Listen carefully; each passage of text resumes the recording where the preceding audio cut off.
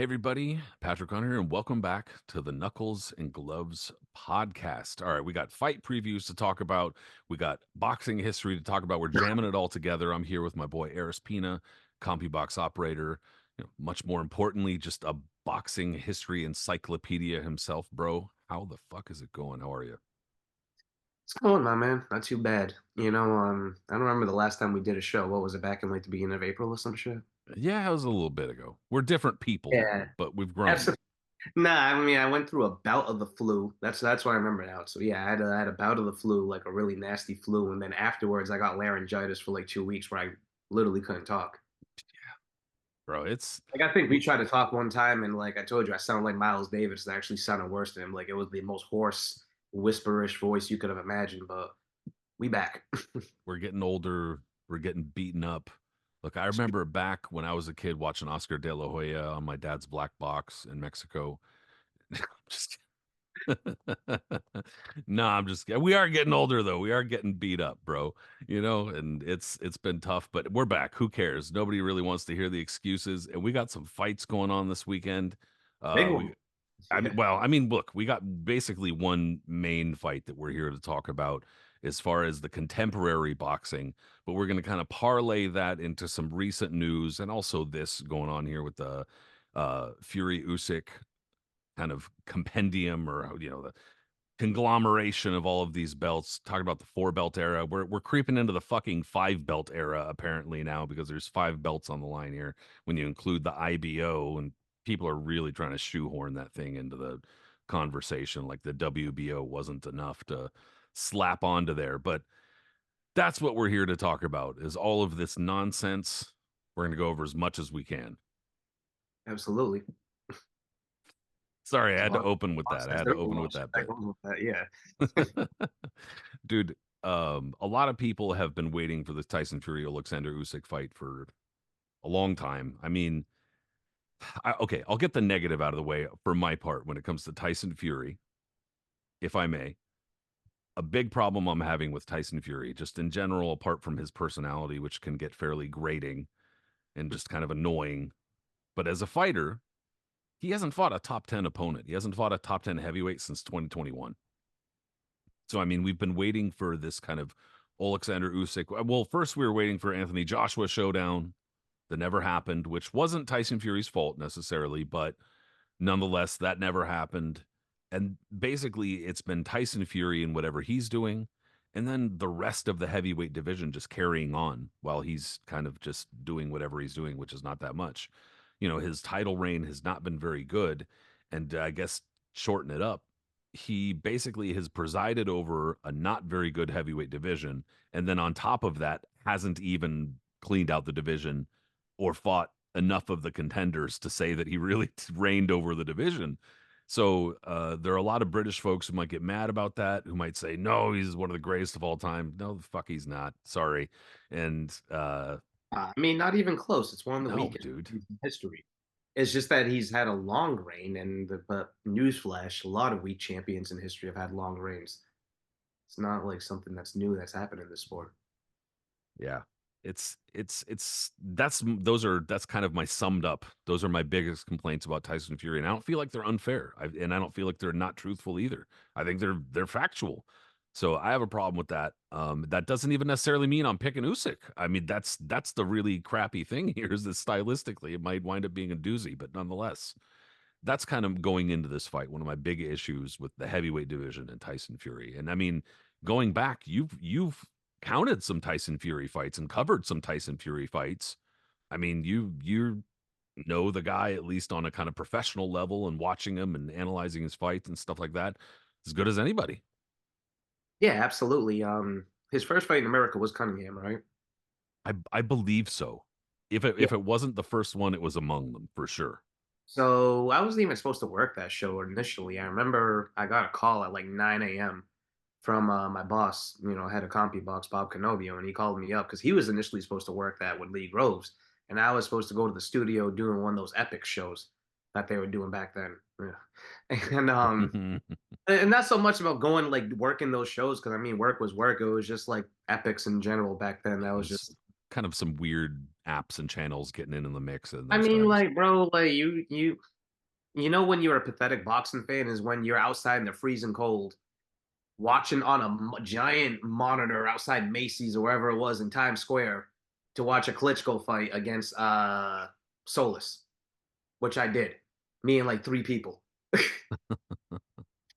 Waiting for that shit to start only for it to do because I do popped his knee or whatever happened, right? Yeah, never getting that time back. Exactly. So, anyways, he called me up and he was like, "Listen, I something came up. I have to stay out here, so I'm going to work the show, the Epic show. I need you to go to the Garden to work the Fury fight today on NBC." Okay, sure, right? Yeah, I'll take a watch the live boxing at fucking noon, and so watching that, and then like Fury back then he came in there. He was such, much more gigantic than Cunningham. But I'll always say the loudest thing I've ever heard in a ring was Fury getting dropped the way he did. Like, Timber. yeah, it's not the big room at MSG. This is like the theater over there. And like me and Lee, where I'm talking, we were close, like really, really close to the ring. There wasn't much separation for us. So when he got dropped, that was a douche. And then when he got knocked into the ropes after he got dropped, his ass was literally almost in my face. Like we were just right there. And unfortunately, we were in the view of where Fury's thing was, and his white trunks were just coming in. You're like, gosh, I hope they fucking bolted those ropes in, I was bro. just, I mean, bro, if they fell out of that, my ass would have got squashed. I'm not a big dude, and Fury is a massive individual. Even back then, when he was smaller than what You've he been is. like one of those fools in the motherfucking Dempsey Furpo painting, pushing Fury Exactly. back Yeah, in and trying shit. to, but it's not working. It just would have been like, the scene like in Indiana Jones, you trying to run away from the boulder. Yeah, I would have got crushed right there from it, just trying to hold it up. You're like, all right, I can outrun this. Oh fuck. Sure. But I mean, well, think about it from there. Like he gets dropped against Cunningham, and after he gets dropped like that, and really hard, in fact, um, You obviously, rabbit punched the shit out of him after that. yeah, he did, and just leaned all that weight on him, and that Oh was like one man. of the first Like instances he where came back, but god he did. damn, those are some awful rabbit punches. It was bad, but like I don't, that was a long time ago, so I don't remember the general perception of what everyone felt about Fury back then. But I don't think it was that he was going to be a future long reigning heavyweight champion at all. And also, this was right after the uppercutting himself in the face. He That's did that right. against like Yeah, I three forgot different about that. opponents, Yeah, bro. yeah. Like, and remember the gifts were going around, and so That's that was yes, absolutely. I more totally people knew forgot him for about that that. than But anything. True at this point, honestly, I'm gonna be completely honest, man. It's been so long. I forgot Fury had hair, so I even forgot about that gift when he punched himself like he that. did it like three different times, like bang. Like, And yeah, that's absurd. And so again, like by the time he finally fights Klitschko, which seems like an eternity ago, which it really was when you think about it. Like, I don't think anyone really assumed that. I think they just thought, even though it seemed intriguing because of his size and his undefeated record and his age, I guess, or whatever. But like, it just seemed like another like routine defense it would be for Klitschko at the end of the day, right? And obviously that didn't end up happening. And I've said this story once before on the air, but like another thing, me and Lee were working somewhere, I think, I don't know, Canada, something like that. And this fight happened to be going on at the same time on HBO while we were working a Showtime card. And I got the I got like a stream of it on our laptop and we were watching it. And as we were talking kind of loudly about how Klitschko was losing, more and more people started forming around us before we had like, a dozen and a half people watching all of the monitor our monitor to watch that because it wasn't an interesting fight. It wasn't, I mean, I take that back. It wasn't an exciting fight, but it was interesting because of just how it unfolded. You know what I mean? Fury just feigning and doing this, and Klitschko just kind of looking dumbfounded and confused, and pretty soon bruised and bloodied up somehow. Even though Fury didn't do much to him, like you didn't really want to take your eyes off of it because you were fascinated by how it unfolded, but at the same time, you weren't like, "Oh my god, this is the most amazing action ever." It was horrible to watch, but it from was a just tactical point of view, it was really interesting. I mean, yeah. like if you're into that, it's really And to crazy. see a guy like Klitschko, who over the years had always been just Mr. Steely-eyed and always been in control of himself. I mean, he got hurt and he had a couple of ups and downs, but like just a guy that's been such a dominant champion for so long, just to see him get flustered the way he was and really couldn't do anything about it. And he tried to rally, but he just, you know, Fury was always a step ahead of him. Yeah, And totally shut down. yeah. And there was excitement initially after that. There was a lot of excitement initially after that because you got like Fury now who's champion. I think Wilder had just become champion soon before that too as well. And people felt like there was like new life in this division and there was gonna be like a lot of stuff happening here and like, okay, and then what happened? You know what I mean? Kind of Well, and honestly, dude, that it really did seem like, and that ties into my issue with Tyson Fury and the heavyweight division lately, that it could have been a lot better or that it could have been a lot more competitive. And obviously that's not just on Tyson Fury. It has a lot, he has a lot to do with it. The way that boxing works now has more to do with it, obviously, but um, in 2015, 2016, we're talking about a division where a lot of the same guys that are around now were around then, and they're in roughly the same kind of positions, maybe a little bit lower on the on the pecking order or whatever you want to call it, or in the ratings. But a lot of the same guys were around. There aren't really that many young heavyweights around right now. And so a lot of them haven't fought each other even now. So that's a big problem. That's really stupid. A lot of the financial shit is what has changed some of it, and there's some good with the bad with the good on that one, because financially a lot has changed in Saudi Arabia. But whatever, that's not a conversation we need to have right this second. But that's a big problem for me. A lot of these same fighters were around then and were younger, and it was exciting, and oh shit, we got years ahead of us. This is going to be a round robin. Shit was a round fucking nothing, bro. It was a nothing. It's a square fucking piece of shit. I wish this dude was around Turkey. Is it our excellency, as they call him? Um, look, man, you ain't gonna catch me calling him that. I can't call anybody that. But um, it's too bad he wasn't around in the '90s, or if you couldn't take, at least take those dudes, some of those guys from the '90s, like Tua and Ibeabuchi and a few other ones, and drop them in there and just throw them enough money that they say fuck it, and be able to like put them in these type of fights. You know what I mean? Because, but yeah, like you said, I'll bounce off you from that. It's like this is the truth. Like with this type of money now, this guy has been able to almost like take them and use them as his own action figures or chess pieces. And it's not just been the heavyweight division; it's been multiple divisions where he's been Mhm. able to do this. And he's been making these fights that at the only a couple of years ago seemed almost impossible. And yeah, like you said, there's a whole other story behind that that just that's a discussion for another time. Well, and But we've done shows about that, frankly. So I mean, it's not like we're shying away from it. It's just, let's not exactly. get sidetracked. Exactly. It's just that like all of these now are starting to come to fruition, and it's kind of like holy shit! Like finally, this is for the first time, and well, there's been undisputed heavyweight champions. All right, like let's not try to rewrite history here, but if you want to go through all the belts, this is for the first time, I believe, for all of the belts at one time, coming together. That makes it a massive event.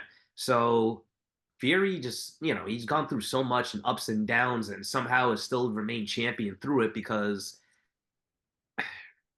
I mean, like, he's always been the lineal champion, whether he's been stripped of the WBC belt or this and that and other titles or all this other shit that was happening. Like, he always still remained the lineal champion. He never officially retired. Like, a couple of times he did, and then he said he was coming back, and, like, I don't know. But Yeah. he's just remained in the mix to the point where after the Wilder trilogy, he still remains the undefeated and WBC champ, right? And then you have Usyk, and Usyk's rise to heavyweight has just been like incredible in itself too. The best cruiserweight since we've seen since Evander Holyfield. Maybe in some people's opinions, maybe the best cruiserweight of all time. Yeah, and dominates in there, cleans that out because of the tournament that they had for that. What was that? The Super Series. Yeah. The Um, World Boxing Super Series. yeah. World Boxing Super Series scores like a highlight reel knockout of Tony Bellew and among and other stuff like that. And then when he moves up to heavyweight, and everyone's hyped about him moving to heavyweight. I certainly was. I mean, like this is a guy that clearly was an elite athlete, and at his size, like yeah, for the modern heavyweight, he looks a little bit smaller. But then you realize, wait a minute, he's like the same size, like the same height, and physical size of like a Muhammad Ali, or like he's the same height as George Foreman. Like Foreman clearly was like more bigger boned and like a bigger dude, but like still, he's not a small. What does Fury People call him? just A sausage? people's brains are so stupid that they can't figure out that, like, Yeah, somebody who is the same size as somebody else, like this person might hit harder, this person might box, sure. yes, like it's in terms of weight and in terms of height and overall build, he's really not that far from like a George Foreman. Honestly, it's Yeah, just that obviously George was, a far more free swinging puncher and a more brutish kind of strength Yeah, type it's of just a guy. freak. Okay, Foreman was a freak. That's the best way to describe George Yeah, Foreman. and Usyk's an athlete who got Yes, there. exactly. There's difference between freaks and athlete. Foreman was a freak. All right, like it is what it Yeah, is. what's the science? We don't know. We're not going to break this down scientifically. We're just telling Yeah, you there's a I'm difference. telling you, it's a freak. Yeah, like ask 90. If you go back in the early, not that I'm not tracking, but like if you go back to the early 70s or any of those people from that era that was still around when they described George Foreman, yeah, George was unusual. George was kind of a freak. Like they all say that. That was just a general term from him. So Yeah, I that's mean, however you want to slice it, nobody's like cutting fucking heavy bags in half, bro. Like nobody is folding them bitches. I've hit heavy bags and they hurt my arm. Okay, I'm like saying, yeah. Foreman hurts heavy bags. They don't hurt him. But Usyk is relatively around that same size. So for Fury to call him, what does he call him? A sausage? No, he's greedy Billy. like he calls him a bunch of little, all that little thing, midget, and all these And other. he ain't wrong. Um, Usyk is, the size of a modern heavyweight, like a decent size heavyweight. He's certainly bigger than, the way that people describe him. You would think he's the size of Marciano or something. Like he's not. But I can never get over that drawing that person did that I was they was getting passed around after the Ngannou fight, where it's Fury and he's like the long skinny legs and just the shorts pulled up, and he's like Yeah, yeah. that's like because that's what Fury looks like. He has just a funny build. Dude, he An doesn't look like an absurd athlete. build. Yeah. He doesn't look like an athlete. He looks like somebody's weird uncle, and somehow he's outboxing everybody. Dude, he's built like one of those like the candy nips you got as a kid where you have to like bite off the top, the wax top, and you kind of drink it like it was skinny on the top, and then it was just skinny on the bottom. But like Usyk moves up there, and or again, initially we would just say, even though it's absurd, people are like, oh, he's not a big heavyweight now, and he doesn't look that impressive in his first, couple of outings, right? Like he didn't look amazing against who was he? For was his first fight? Chaz Witherspoon. He didn't look amazing against him, and then the Chisora fight, like he didn't go life and death, but I mean Chisora's a fucking dog. That dude doesn't care who you are. He's just gonna try to fight you. And Usyk fought a lot of that. I mean, I haven't watched it since it happened, but he did fight a lot of that on the back foot, right? Or just like having Chisora was the one that Yeah, was. he did, and yeah, I mean, I don't really care. I'm not like a big Usyk fan, so it's not an excuse per se. But just watching the fight, Derek Chisora is the kind of guy who like he's not a very high level fighter. Every so often though, he's kind of like he's able to make his just kind of I don't give a fuck type of style work for him. And that was one of those fights where it seemed to throw Usyk off. Like he was not expecting that. He was expecting to be able to kind of control him a little bit more. And then the fact that he wasn't kind of threw him off. Like he was like, oh shit, like what's going on here? So he didn't look great, I'm not gonna lie, but I thought he rightly got the win. Some people thought No, that he did. Chisora I won don't think that. there was no I disagree. controversy or anything like that. I just remember he looked human, and people were just like, "Well, what's gonna happen when he fights real heavyweights? Chisora's pushing him or something, right?" But I mean, did he have a couple of more fights after that before he fought Joshua? I want to feel like he did. I don't know, but No, he's been fairly inactive himself. Like that's been kind of a source of frustration there too. But it also sounds like he's been kind of holding out. Well, first well, of yeah, I all, mean, the negotiations of this been going on and stuff like that. It's always that always happens in boxing that when whether a fighter gets injured or something like that, like if you're in negotiations for a big fight and you're trying to make that one, you're not going to be active taking interim fights because things can happen in interim fights, and whether even if it doesn't have to be a loss, you can injure your hand, suffer a cut, some dumb shit can happen. So and also not to again, we're not talking politics, but just speaking frankly, the war between Russia and Ukraine, or the Russian invasion, however you want to characterize it, that's obviously taken up Oleksandr Usyk's time, effort. It's a lot of anxiety and attention. I'm sure. I think So Lomachenko. Yeah, what's that? they with Lomachenko. Yep. Yeah, a number of different the Klitschko's, a number of different fighters and ex-fighters have done their part, however you view that. But in terms of explaining his inactivity, that's a pretty big factor, needless to say, too. But even so, he's managed to stay more active against higher level fighters than Tyson Fury. I mean, look at what he did with Joshua. So that's what we're getting to right now. Is that like? There was that famous photo that Usyk, before he even moved to heavyweight, he's sitting in the stands and it's like staring ahead. It's a great photo, it really is. Because, and then you see Yeah, he's Joshua licking after his chops. Yeah.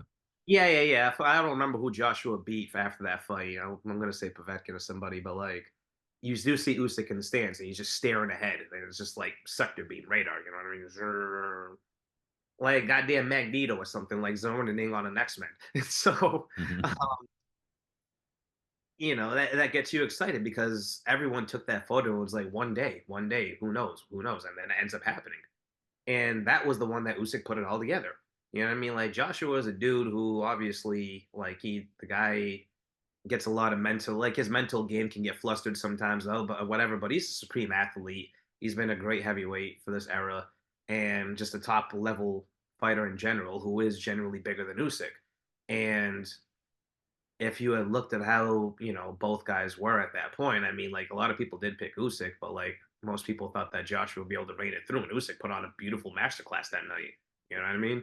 Like anything Joshua had, Usyk had an answer for it, and then correct me if I'm wrong, but I think at the end of the fight he had Joshua reeling, didn't he? Kind of Yeah, like yeah, in the last round of the first fight, Joshua was like he almost looked like he might not make it through the round, exactly, yeah, he was getting busted up, and and you then he know had that weird flip out at the end of the second fight. exactly. I was getting to that, but then like he has to go through the second fight. In the second fight, obviously, anytime a high level fighter loses a very competitive first fight, even if they get beat up near the end, whatever, and there's gonna be a rematch, they're coming in with like a little bit more of a chip on their shoulder, and it's gonna be like a tougher fight. Even like look back and past like Mosley against Vernon Forrest in their rematch, or like his rematch with Rinky Wright. Um, De La Hoya in his rematch with Mo, like you know what I mean, like different fights like that. Even if these guys don't end up winning, they still just like put up a hell of a lot more of a battle. And Joshua did that too. He clearly came with some adjustments. Usyk had to fight through some shit, and he still like rallied through and came like and still like comprehensively. It was like competitive in a close fight, but like there was a clear winner, and that was Usyk. You know what I mean? So Yeah, no question. And I mean, also, I like going past that too. Well, Anthony Joshua's own m- whatever mental or whatever issues aside, he's got his own thing to worry about. But yeah, I think that a lot of the complaint too for a lot of people who are maybe picking Tyson Fury or leaning Tyson Fury or critical of Oleksandr Usyk or figuring out, trying to find out some way to you know, figure out a way where Oleksandr Usyk's not going to win or something like that, or looking at his latest fight from last summer, the Daniel Dubois fight, where he got, oh god, the low blow thing, yeah. it was controversial. I get it. Um, I felt like it was pretty borderline myself. Like it, honestly, I wouldn't really have faulted either way if the ref had called it either way. However, it's kind of If one of you are those. the ref, What's if that? you are the if you are the ref, sorry to put you on the spot. Honestly, like I would probably err toward allowing the action to continue in general, unless it's a really obvious foul. Yeah, yeah, yeah. Because to me, it's just like, anything that's going to interrupt the fight seems dumb to me. I don't really like interrupting the fight and stuff like that. And referees who are constantly in on the action and being a factor in the fight, I hate that. But I understand, Um, but it I'll was say this. borderline. Yeah, I'm sorry. I'll say this though for that is that like a lot of people like, oh, Dubois got robbed of a knockout victory. Listen, if do you think if Usyk started getting counted over that he wouldn't have gotten up? Like you got to take that into account. You know what I mean? You can't think that okay, he got hit with that shot, whether you think it was a low blow or a borderline actual legal body shot any fighter for that matter. If there's differences, like if the referee clearly goes, okay, hold on, that was a low blow, take your time. Yes, they're gonna sit there for a minute and just like take the pain in and try to deal with it accordingly because they have time to do that. But if you're over there going, no, that's legal, one, two, three, you think he's gonna sit there and just go, okay, count me out, I can't get up, unless he like physically, literally couldn't. No, he was gonna do what he could, and he physically could get up, and if the referee was counting on him, he was going to do this, do as such, in my opinion, at least. You know what I mean? Like there was no way he was going to allow himself to get counted out from that shit. Well, and yeah, I agree. And you also, it's tough to hold it against Usyk. for a call the referee made. That's not Usyk's Of fault. course, yeah, yeah, You know, and you take advantage of as a fighter, you take advantage of what you're given. And I'm not saying that you should. I'm also one of the people who does say, you know, just because you can doesn't mean you should. I live by that. I agree with that. But I'm also not necessarily faulting somebody in a competitive situation for wanting to win and doing what they're being allowed to do to win. yeah. That's what the referee is literally there for. That's their job. So if the referee doesn't do their job, that's not necessarily on the fighter. But that being said, Usyk still came back and got the win that many people thought he was going to get anyway. So I don't really see that as a major factor, at least what I'm viewing going into this fight. And so, I mean, there are a lot of asterisks here. That's what makes it kind of tough. There are a lot of ins, a lot of outs, a lot of what have yous, as they say. And I don't know. There are a lot of those small details and things might wind up factoring into this fight. However, sometimes you can't really go on those things. You just got to go on the styles and what you think would happen if none of these, if this happened in a vacuum, if none of these little tiny details and factors were really a thing, and you're just going on Tyson Fury versus Oleksandr Usyk, who wins? What do you think? It's tough, man, because like on the onset, I'm gonna be like, I favor Usyk, and I still do. Um, but you and I discussed this like there yesterday or so. Fury has a way of making guys fight his fight after a while. You know what I mean? Whether it's from his feinting or this and that, as ridiculous as he looks sometimes, and it's not always pretty. He has a lot of layers to him, and he knows how to like adapt after a while if something's not working. I mean, like, sure, he looked like absolute shit against Ngannou, but when he's on his game, he's a tough guy to beat. You know what I mean? Like, he's very focused. He clearly has great recuperative powers. He's shown that time and time again. And he's a massive individual that knows how to use his size. Plus, he's agile. Like, he's not Muhammad Ali in there, but I mean, he can move. He can, like, you know, Yeah, he knows how much better than it looks like he might be able to. to. Yeah. And like his feints and everything, he switch hits and all of that. He's a difficult proposition for anybody. And I know Usyk knows that, but it's like, I think Usyk is one of those guys too that realizes, like Fury does, and that's why Fury I think is a little frazzled by this. Is that like he knows what the situation is and knows how to rise to the occasion without letting it get to his head because nothing really gets to his head. Fury's there trying to play his mind games that he's been able to do with other fighters in the past, and he's been able to do it plenty of times because he just has that type of like mental edge on them. But Usyk is clearly a guy who just stares ahead, smiling at you. You don't even know what the fuck he's thinking half the time. It's like, it's unnerving. And Yeah. Usyk, I feel like he knows what's ahead of him. He knows as Fury does, but like he's just ready for this. Like this is what he's been preparing himself for this entire time. And like I think that he just has the tools to be able to handle a guy like Fury. So I'm going with Usyk by decision. I don't think it's a bad pick, dude. I Yeah. honestly don't. I for some reason have a feeling that Tyson Fury is going to pull it out by decision. Like I just have a feeling.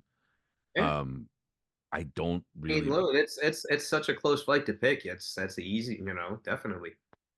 I don't really want to see him win if I'm being honest. I've never really I been a mean, what you big don't want to see his dad go around headbutting more people or punching random plastic walls or just screaming and ripping his shirt off to show his titties to everybody again. not the kind of titties I'm really up for seeing generally speaking. Just, you know, it's I'm not a big fan, dude. You know, Is like Henry it's Day still active? Anyone know if he's around? Like, can we just like fly him out for this fight? you know, he's an interesting character. He's entertaining, I guess, in the sense that he's outlandish and He's talking about Fury in general. he's willing to say some shit or do some shit for attention. And honestly, I'll give him this, dude. He's had some pretty fucking funny suits. I'll give him that. Like Oh yeah, he's dressed up a couple definitely. times where I've cracked up and I've been like, all right, that's pretty good, or that's a good troll or some shit. But beyond that, you know, stylistically, I'm generally not a big fan. If he gets his way, he's usually not in entertaining fights. And even though I'm not a massive Usyk fan either, Tyson Fury's been really inactive. He doesn't seem particularly interested in like fighting the top heavyweights overall. And Usyk does seem far more interested in doing those kinds of things, even though I don't think he'd be around very much longer if he did win with this fight. But that being said, Yeah, dude, I have a feeling that Tyson Fury is just going to figure some shit out and piss me off and it'll be awful. But I hope not. But you know, a lot of those details do fucking matter, bro. A lot of those things are weighing on this. And like I said to you yesterday, like kind of in response to what you were saying a minute ago, not to oversimplify it or like make it sound like some 80s psychology shit where I'm using terms that are like offensive and shit like that. But like, you know, you talk about like prison, like people who think they're crazy and then they fucking encounter somebody who's actually crazy and they're like, oh, I was just fucking pretending. Fuck, let me stay away from that fucking guy because that's actually scary. And to me, that's kind of what this situation seems like. Like Tyson Fury is a dude who's been fucking selling himself fantastically. And he's a fucking, you know, he's saying all sorts of outlandish shit, misogynist, you know, racist, borderline racist, and all sorts of sometimes outright racist shit and stuff like that. And like, it's crazy. He's a crazy guy.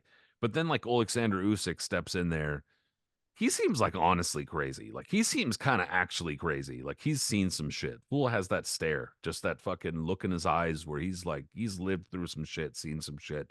Maybe it's the war, I don't know what it is, but he's definitely got that look on his face like and I think that like and we've seen on before too like in their previous like kind of face-to-face meetings where like Usyk's just kind of looking at him like he's dinner. Like he's looking at him like he's just like you're next, man. Like you're next on my motherfucking menu. And Tyson Fury's like, yeah, yeah, you know, doing all this spastic fucking crazy shit. And Usyk's just looking at him like, I couldn't give less of a shit about anything you're doing right now. And that's to me would be scary. I I don't mean, know. he said a quote the other day. I don't remember the exact thing he said, but Fury Fury was like, "Huh, what does he mean by that?" And then like he started making some faces, and then Yeah, and then the language barrier also is fucking up Tyson Fury's trash talk too. So like he's like not even it's like bouncing off him. I mean, look, it's just a fascinating fight. I'm glad I'm going to be working it. This might be like one of all the fights I've been working over the years since '08. This is one of the bigger ones because I mean it's for all the marbles of the heavyweight division. You know what I It's mean? like you're kind of it could be like you're coming full circle on Tyson Fury's career too in the Yeah, CompuBox sense. absolutely. When you think about it, definitely. Like from the small room at MSG, making his debut on. I mean, look, when you fight prime time on NBC, that's still you're gonna bring in a garner a ton of viewers. I would assume more so than some shit that like a lot of people see on Saturday night or whatever. But like, still, from just fighting on like a smaller show from that to where it is now on Riyadh. What do they call that shit? Riyadh season? Riyadh? I don't know. Yeah, Riyadh. The fuck? Sorry, I just pressed my smartwatch and Mickey Mouse just talked to me.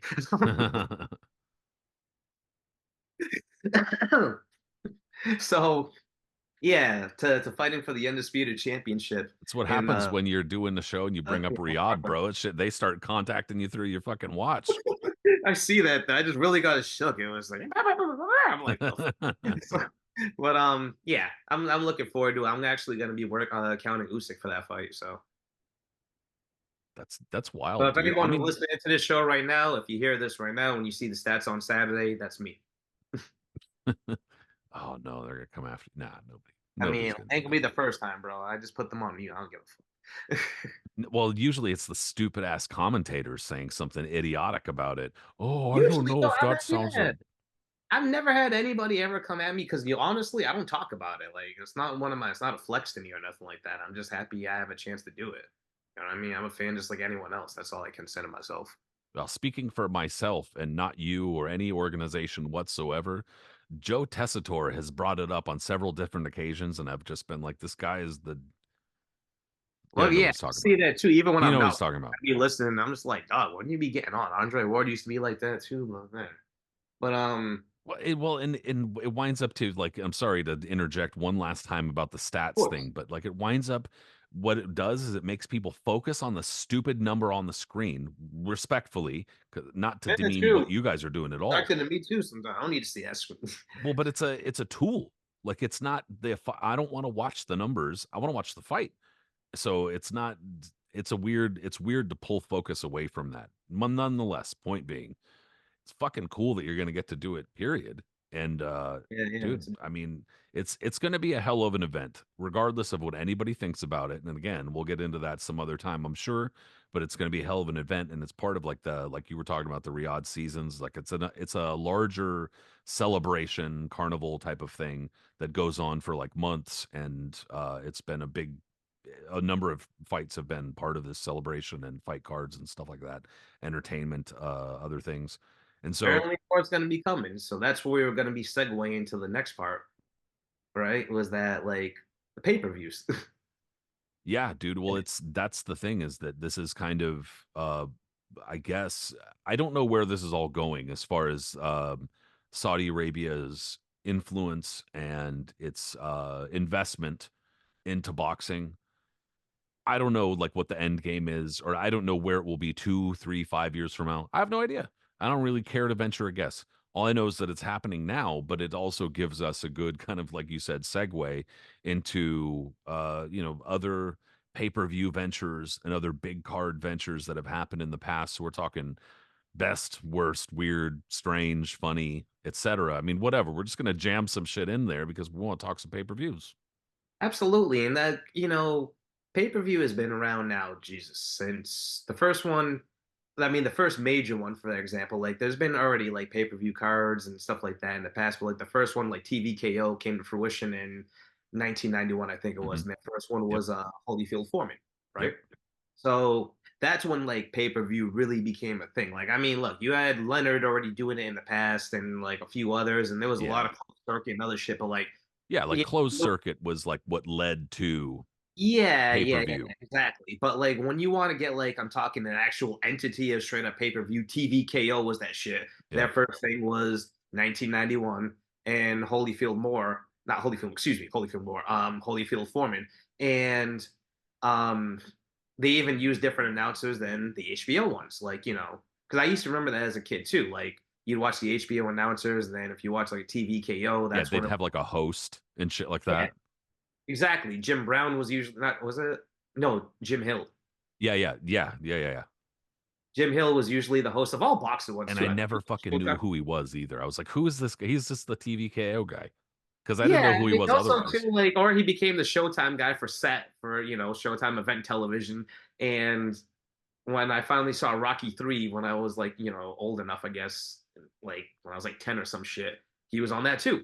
But like, yeah, he was just one of those dudes. Oh, where we're gonna go back down ringside and no, no, no, no, no. Like, and he always had that same voice, just kind of staring ahead and all that. But yeah, so pay per view became a thing back then, and it was begrudgingly, it's hilarious to think about now. But I mean, if you talk about inflation, I guess the kind of similar prices, right? But when Tyson came back and De La Hoya segued to pay per view and a lot of others and stuff like that, paying 50, $60 and shit was just kind of like, what the hell? Oh man, I gotta pay this for it. And now you gotta pay 90. And if you look at the quality of cards compared to the 90s, compared to back, today, um, yeah, you'll realize that like you were definitely getting your bang for your buck in the 90s. And I'm not gonna say everything was just, rose petals and happy go lucky shit. Like we definitely got some shit pay-per-views and we're gonna get into that too. But like, the 90s had some shit. Like they were, it was a good time for people, you know what I mean? And like when you think about cards, Don King was one of the first ones who was really putting on those pay-per-view events. So I'll ask you that then. What, if we're going back to the 90s, what event off the top of your head will pop off to you as a kid or anything like that? Well, I was just gonna say real quick, the Holyfield Foreman pay-per-view was Yeah. way, way bigger than a lot of people like remember. Oh, it was Like, absolutely massive. yeah, and on top of that, dude, it actually it went decent. It gave Donald Trump little bit of mileage as far as in the boxing world and in the business world, because he had made a chunk of money off of that fight, and also because of having his name slapped all over pretty much everything when it came to the 80s and 90s, and anything that was hosted in Atlantic City, like Trump Tower, Trump Taj Mahal, shit like that. They had like anyway.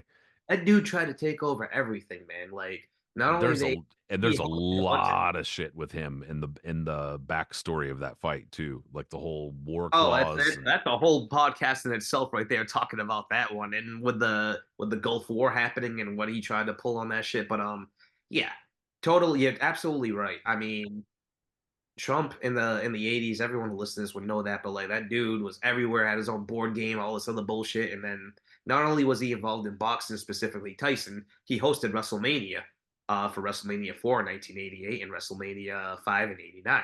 So like he was one of those dudes that was just whatever. But yeah, the Foreman fight, this was one of the last ones though, I think that like Trump Plaza really hosted, wasn't it? yeah, well, because it I was don't know. more like mid and late 80s that they Yeah. were That he was like really trying to become like, the new Caesar, whatever you want to whatever that word is, of boxing. czar, yeah. Czar, excuse me. Yeah. I went to public school. Well, Caesar, czar, I guess it would both would work, yeah. Sure, sure. So Massachusetts public school system, bro. It's fucked. exactly. So but yes, Holyfield Foreman broke tons of records back then and held them for many years. I mean, that was a massive fight. The way the whole, fucking country and the world for that matter got captivated in George's story, all the way to, coming together to fight, fight Foreman. I mean, excuse me, to fight Holyfield. Like, that's crazy. And it ended up being a much better fight than anyone could have anticipated too.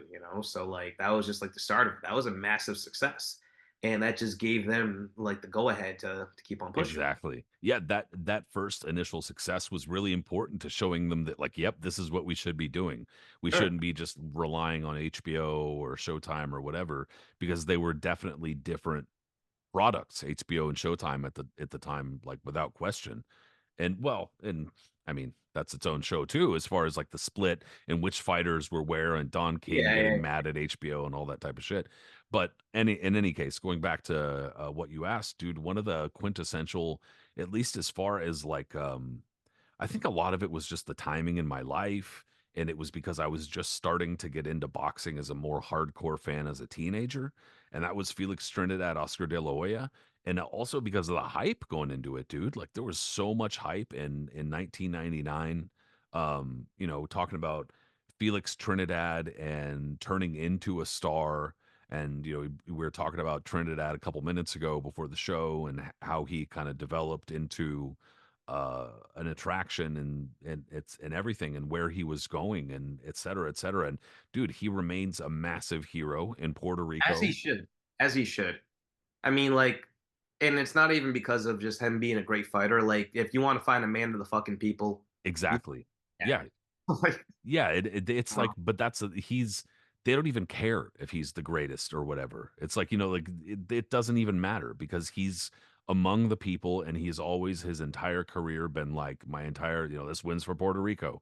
And that's the kind of thing where like, we grew up in the 80s, so we remember there's a like I brought this up on the show before where like there'd be like in movies or shows where like somebody'd like say some shit or get in trouble and they'd be like, "Hey, I'm American." And people would be like, "Whoa," and people like would care. And now it's like you'd say you're American and somebody like pulls out a knife, because as well they fucking should. But yeah. that being said, similarly, I think that a lot of people now like they don't really understand that kind of like pride in your country or your people and stuff like that. And obviously, I'm well aware that Puerto Rico is not its own country; it's a U.S. territory, but nonetheless, uh, they do definitely see themselves as their own kind of separate people and entity in that regard culturally. And Felix Trinidad has embraced that his entire career. And so for me, that was like the hype going into that pay-per-view card. I knew a ton about Felix Trinidad and also Oscar De La Hoya because when he won the gold medal, I was like pretty young and shit. So of that was something that I knew and remembered and followed for much of his career, et cetera, et cetera, et cetera. So, and also it was a selling point for a lot of people because Butterbean and Mia St. John, like I Yeah, know a they lot are of I know a lot of boxing fans talk shit about that, and I'm not saying they shouldn't, but those were the kinds of things that did draw in casual fans at the time too. he used to always Bob Arum was the one that like his pay-per-view undercards became so bad that they kind of like overshadowed Don King's after a while. Then everyone just remembered Don King having the all-time great ones, but you have to forget he had a bunch of shit flicks himself. It's just like, Every time Bob Arum was putting this shit on, Mike Katz would have a field day. and rightfully so because they weren't good. The first fight would always be either Mia St. John or Butterbean. And you had to feel for the HBO announcers because they had to commentate that shit. And like they had to do it with a straight face and like actually try to talk about what was going on. You know what I mean? In between, like kind of, still building the main event or whatever. But it was just like it would I be feel like bad for Mia watching St. John too. WWF or something like that back in the day, and these guys trying to commentate a match between fucking I don't know, like Barry Horowitz and Corporal Kirshner or something in the late '80s. Like it was just no, like you You, don't want to like. I feel bad for Mia St. John, bro, because she was just like fighting. Like she was. She I'm not legit saying. tried, and I'm not even gonna. Absolutely, you know what? She was tough. Like Bob Arum I'm not explained saying she was her. great, but she was just fighting. Yeah, Like and she with was tough. Butterbean, there was no ambition to, like they were just like throwing him out there I mean, like respectfully. St. John, I'll give her credit. Like, was she good? Not really. I mean, like, but she did the best that She was she just got the fighting. best that she could out of there, and she got a win over Christy Martin and other stuff like too. Yeah, Like, she she was was just fighting. yeah. And what I give her credit for, not to get off track, nothing, but like after she was like being a gimmick or whatever, like she did try to take legit fights, even if she lost. She didn't give a fuck. Like she fought. You know what I mean? She wasn't. She was fearless and went against anybody. You gotta give her for that. And yeah, Yeah, it's something. none of these ladies that were in women's boxing during this time. It's not their fault that the competition was terrible. That's Oh, not, it it's was not their just the fucking era. fault. It was just the era of what it was. But those are those type of pay-per-views. Those were bad too. And I mean, like then he would plug in. I want to say Vasily Jirov was the main undercard for that one. Yeah, Jirov and against our what? cowboy Dale Brown, That's what I was gonna say. Dale Brown. Yep. the homeboy, wasn't he like Canadian too? So it was like Yeah, he was. cowboy. What? Yeah. I don't know. Maybe Canada's got cowboys. I don't know. I'm not trying to demean I nobody, know but they got Mountain. They got we should ask Corey next time. they got some. They got some people who speak Quebecois. They got some maple syrup. I mean, Dale Brown was a good fighter. I mean, Jirov was always in fun fights. You can always count on him to make good TV. But I mean, is that really a main undercard attraction for one of the biggest fights of that decade? Yeah, Yeah, of well, and that's why it was also so memorable for me. Not that fight, but the pay per course. view was because it was like the quintessential like we don't give a fuck about anything but the main fight pay Oh, per that's how view. it became in the late '90s. I'll give you another perfect example after that. Then, around the same time, the first Evander Holyfield Lennox Lewis fight. You know what I mean? Look how that was massive. We all know that And, massive, massive and fight, and it rightfully was just so. compounded by the decision too. Like everybody's all mad, and then the Of course. decision just made it worse. Yeah, totally. But again, that's a perfect example to bounce off what you just said. Such a big fight, but so much involved with that fight, you can make the undercard absolute shit. And you and I have talked about this before off of the show, but just like I find the undercard hilarious because Don King having Evander Holyfield clearly was the A side. All right, like Lennox was a respected champion at this point. Don't get me wrong, and like I think people were, I think Lennox was favored probably, right? Yeah, I mean, I'd have to look, but I would imagine yeah, I he don't know if probably it, yeah, I was. mean, like maybe Well, like, I don't know. but it was a fight that everyone wanted. Obviously, like Holyfield still being on top since the Tyson fights, Lennox, rebuilding himself Okay, since it was a match. Holyfield was a slight betting favorite. It says. Okay, but Okay. still, huge, huge fight, and I mean, like considering all the players involved, Holyfield was a Showtime fighter at this point.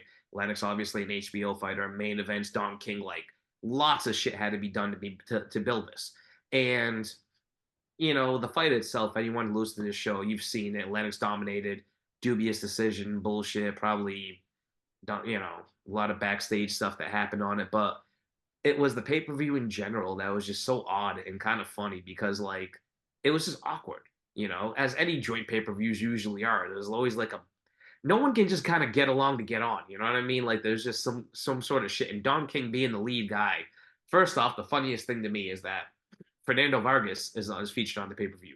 He had Hmm. just won the junior middleweight championship against Yuri Boy Campos, and Vargas was a rising star at this point. You know what I mean? Like guy that from the '96 Olympics, one of the more memorable members of that Olympic team. And as he turned pro, he was featured heavily on television. You know, like he had been featured on Boxing After Dark. He had won the title against Compass Yeah, he was pushed pretty quick. World Championship Boxing. A couple of times he was already featured on USA Tuesday Night Fights. Like his career was basically on television, and he was already being built up as a future star.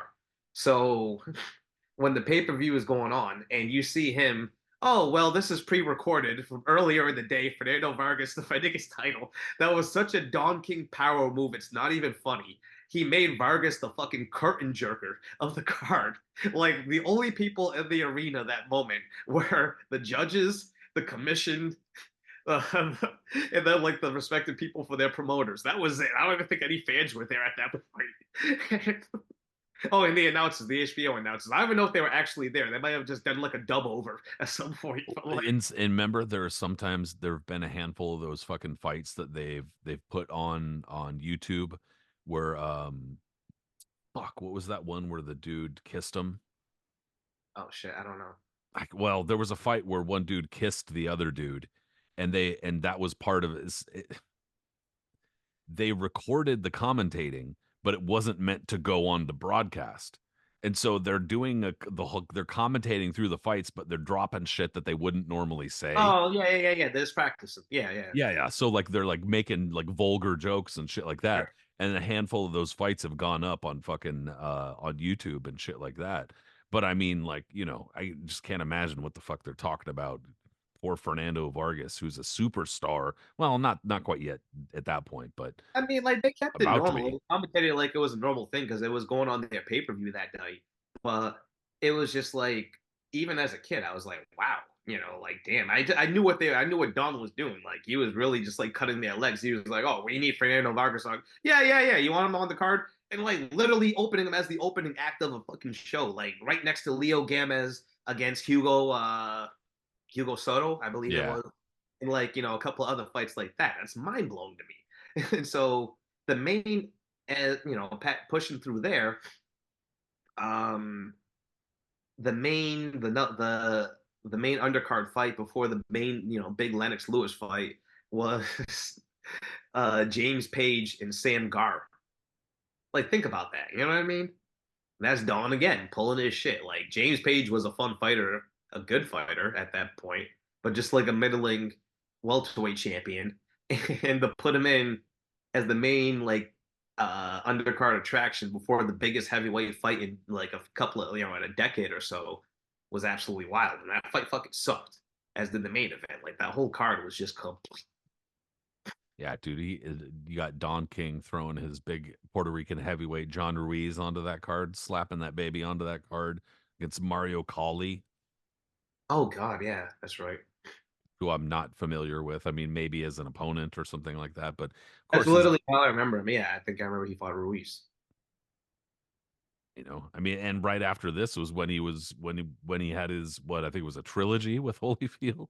Oh my God, dude. What a dark time for the heavyweight division. I'm not to get off track, but like think about that. You got Ruiz, like Don. People think that like Don lost his power in the early 2000s. No, Don was still firmly entrenched, man. He had Ruiz, he had Rockman, he had this one, he had that one. Like he was chilling, And then before you knew it, yeah, John Ruiz was headlining his own pay-per-views with Holyfield. But that's I don't even want to get into those.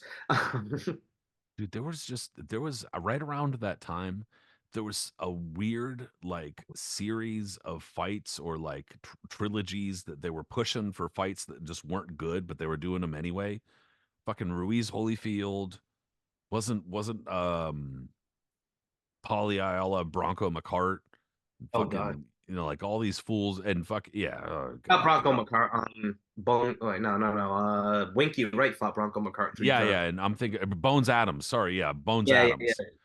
Yeah, I got my fucking wires crossed there. But yeah, but they Bronco McCart and Winky Wright, fucking two for that matter. God damn it. It's awful. I don't know what people were thinking, dude, but they were just pushing these like multiple fight series for these fucking shits. God damn, that was so awful. Oh no. Especially Holyfield Ruiz. Yeah, yeah. I mean, but the mid 2000s, like, look, there was some pay-per-views that, um, I'll go back on one that I really enjoy. I used to enjoy as a kid, right? Like, there was a few that, Don King is one of those guys that like, how do I put this? Don was one of those guys that like a lot of people go back. They're like, oh man, it's not the Don King pay-per-views of the past. All right, Don King has a hit or miss record if you really really think about that, right? Like I met Don a few times, and like growing up as a kid, like you are a kid from the '80s and '90s, like as bad of a person Don King is, like watching him always on TV and stuff like that, you still kind of get that like, oh man, it's Don King, The whatever. Like celebrity, yeah. yeah, like he's always just Don, like you know what I mean? Because he's never He's like fucked your up yet. So fucking like grandpa or something. yeah, right. The one that you just have to check your pockets after you like give him a hug. Admittedly, yeah. um, he did to his credit, like some of those early '90s pay-per-views. Like I'm not talking about like Tyson Holyfield rematch, which was one of the worst obnoxious ones ever, but like other ones, like if you go back in the '90s, some of those were just like amazing. All right, and I'm not talking about Revenge of the rematches, but like look at the first Tyson Ruddock fight. Look at the second Tyson Ruddock fight. You know what I mean? I think Tyson Ruddock one had uh excuse me, Simon Brown, Maurice Blocker as the main undercard fight. And then the rematch had Azuma Nelson and Jeff Fennick. Like both of those fights right there, massive fights. I mean, like not massive in the sense that they're gonna like get the whole world's attention, but those are big, big like main event fights. Could headline that definitely headline their own pay-per-views today if you think about like the way the boxing world is turned. Definitely. And that was just normal behavior back then. It seemed like to have like if you were going to pay $50 to have a big fight like that as this main undercard attraction, and like and when you look back on it, people are like, "Fuck, man, we were spoiled," and that sucks to think about as a fan, doesn't it? Well, and like two things. I think that one is that like you and I, something you and I have talked about on more than one occasion is a lot of people misremember. They kind of have rose tinted glasses on where they're, yeah, dude, there were some great cards. There were some stacked cards, but there were also a lot of cards that were stacked with names and the fights weren't good. And they weren't even expected to be good because they were fucking, there was a big favorite in just about every fight.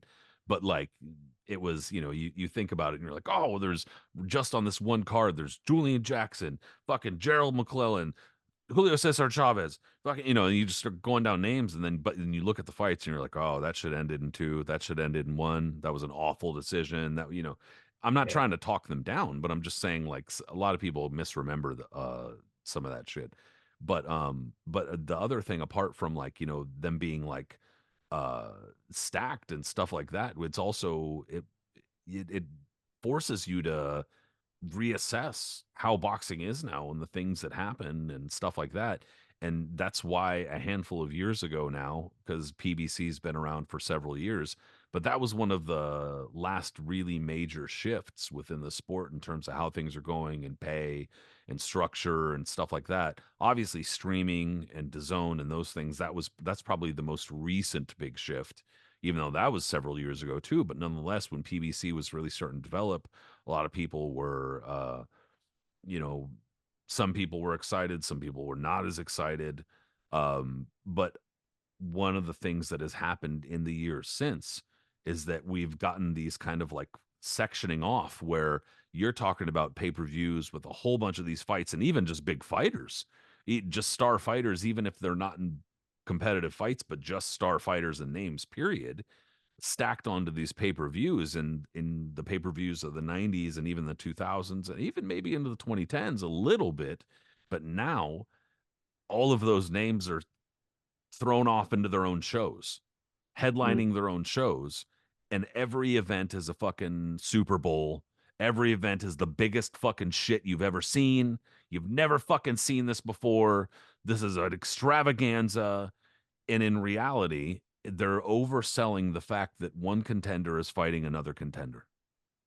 yeah, Not everybody's a fucking champion, and you can't ride with all of the belts all of the time because then none of them mean anything. If everybody's got a fucking belt and you're honoring every belt as a championship, then there's no champions. Like it waters it down incredibly.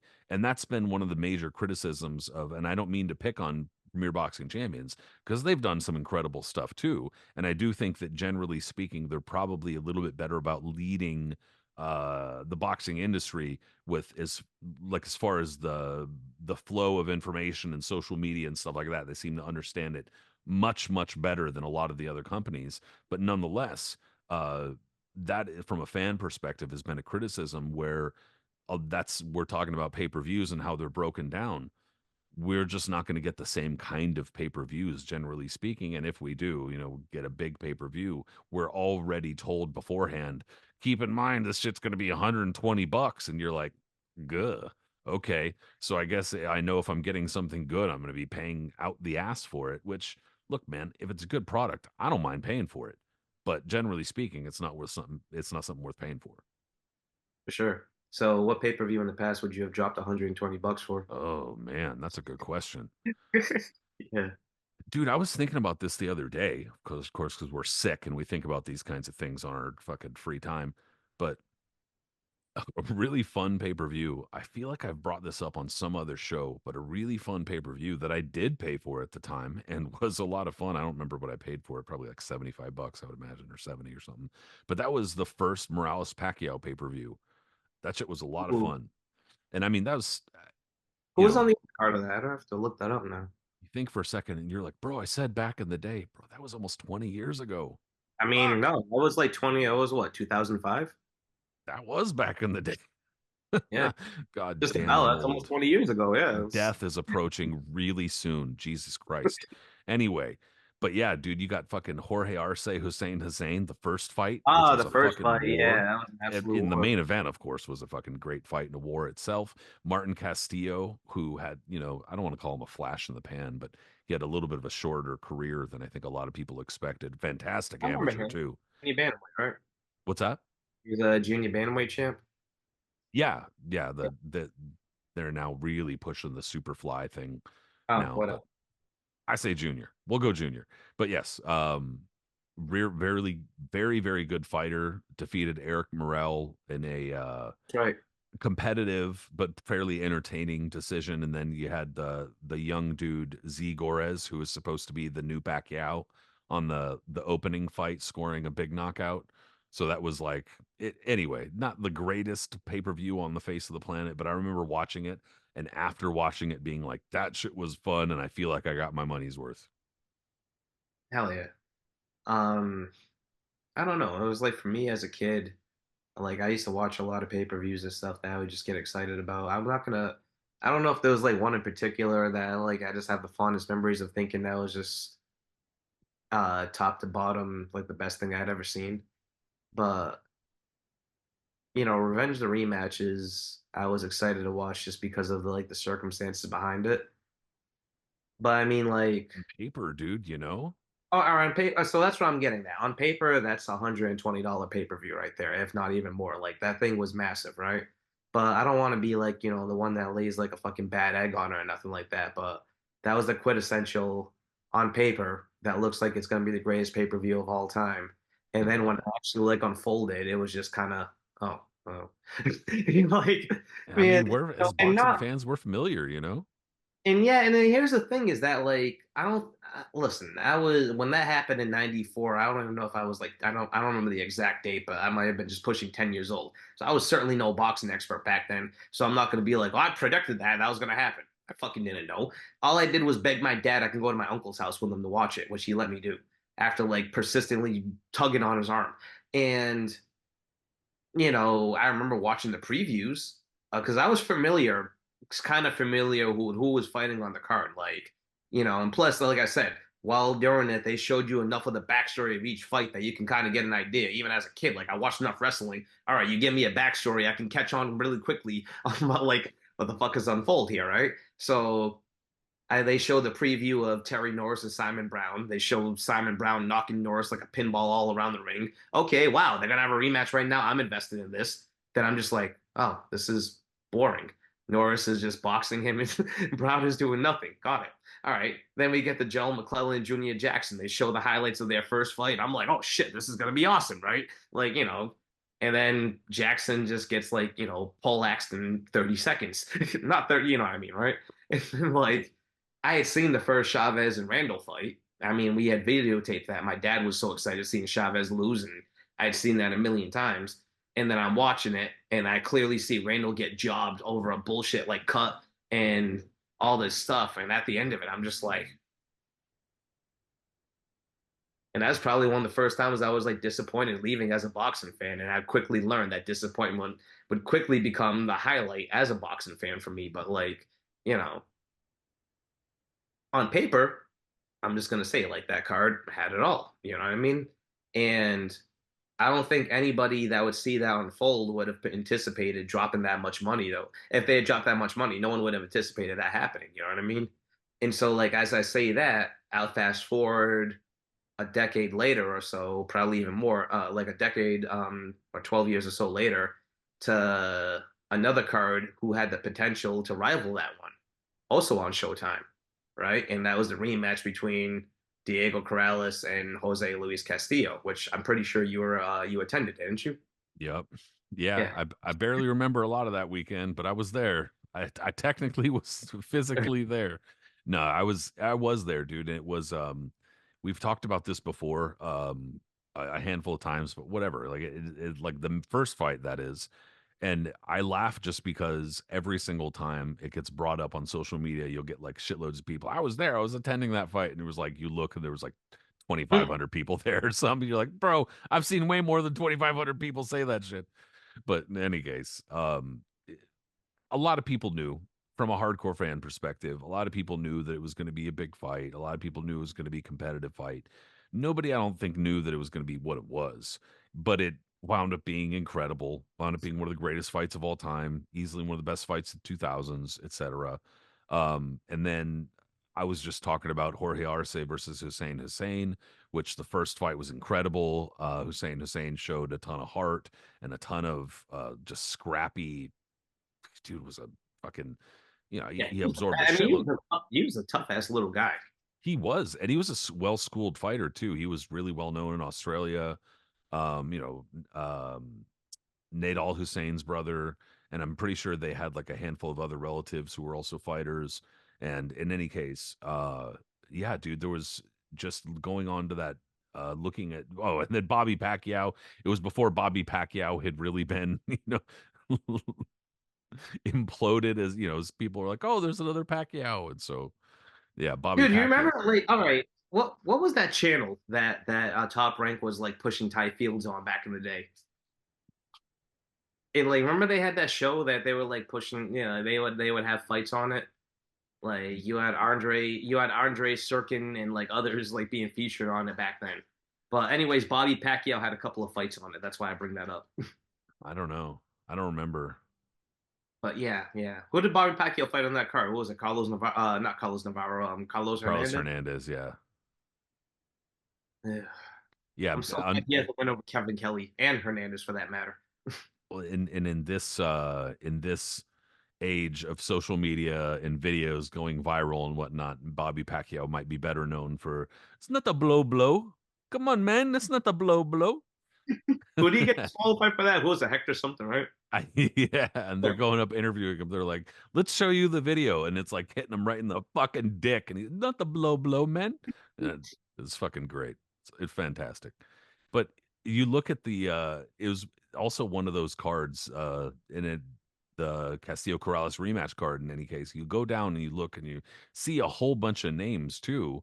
Oh, not a ton, but you do see some. You see Ivanis Martirosyan, who at the time was like a young undefeated prospect. He had a fair bit of hype to him at the time. Julio Cesar Chavez Jr., who we were talking about earlier, before the show started. People used to, at this time, there was a bunch of speculation that Julio Cesar Chavez Jr. was like faking his age and shit like that. It's fucking weird. But he was a young prospect. They were always putting him in against these fighters that were like really awful because he looked so gangly and he was still growing and nobody knew if he was any good or not. And then there was this dude, Americo Santos. I don't know if you remember Americo Santos, but that dude was like a really hyped fucking amateur prospect for a bit. And I'm just, not. I mean, I remember I heard the name, but I'm not that familiar with. yeah, he was on TV a handful of times and he was like a hyped amateur prospect and then just kind of wound up fizzling out in like the ESPN2. ish Mhm. level. He was on the card too, but I remember, people talking about him because they'd seen him in the gym and that type of shit. So, I mean, it wasn't like the most stacked card, but there were a handful of fights on there where you're like, oh, okay, let's have some fucking fun on this shit. And it Well, I wound mean, up not only just that, being the two main events that were like the main drags that you were just like, it was for the early mid two, well, yeah, for the early mid 2000s, you would call that your version of revenge rematches.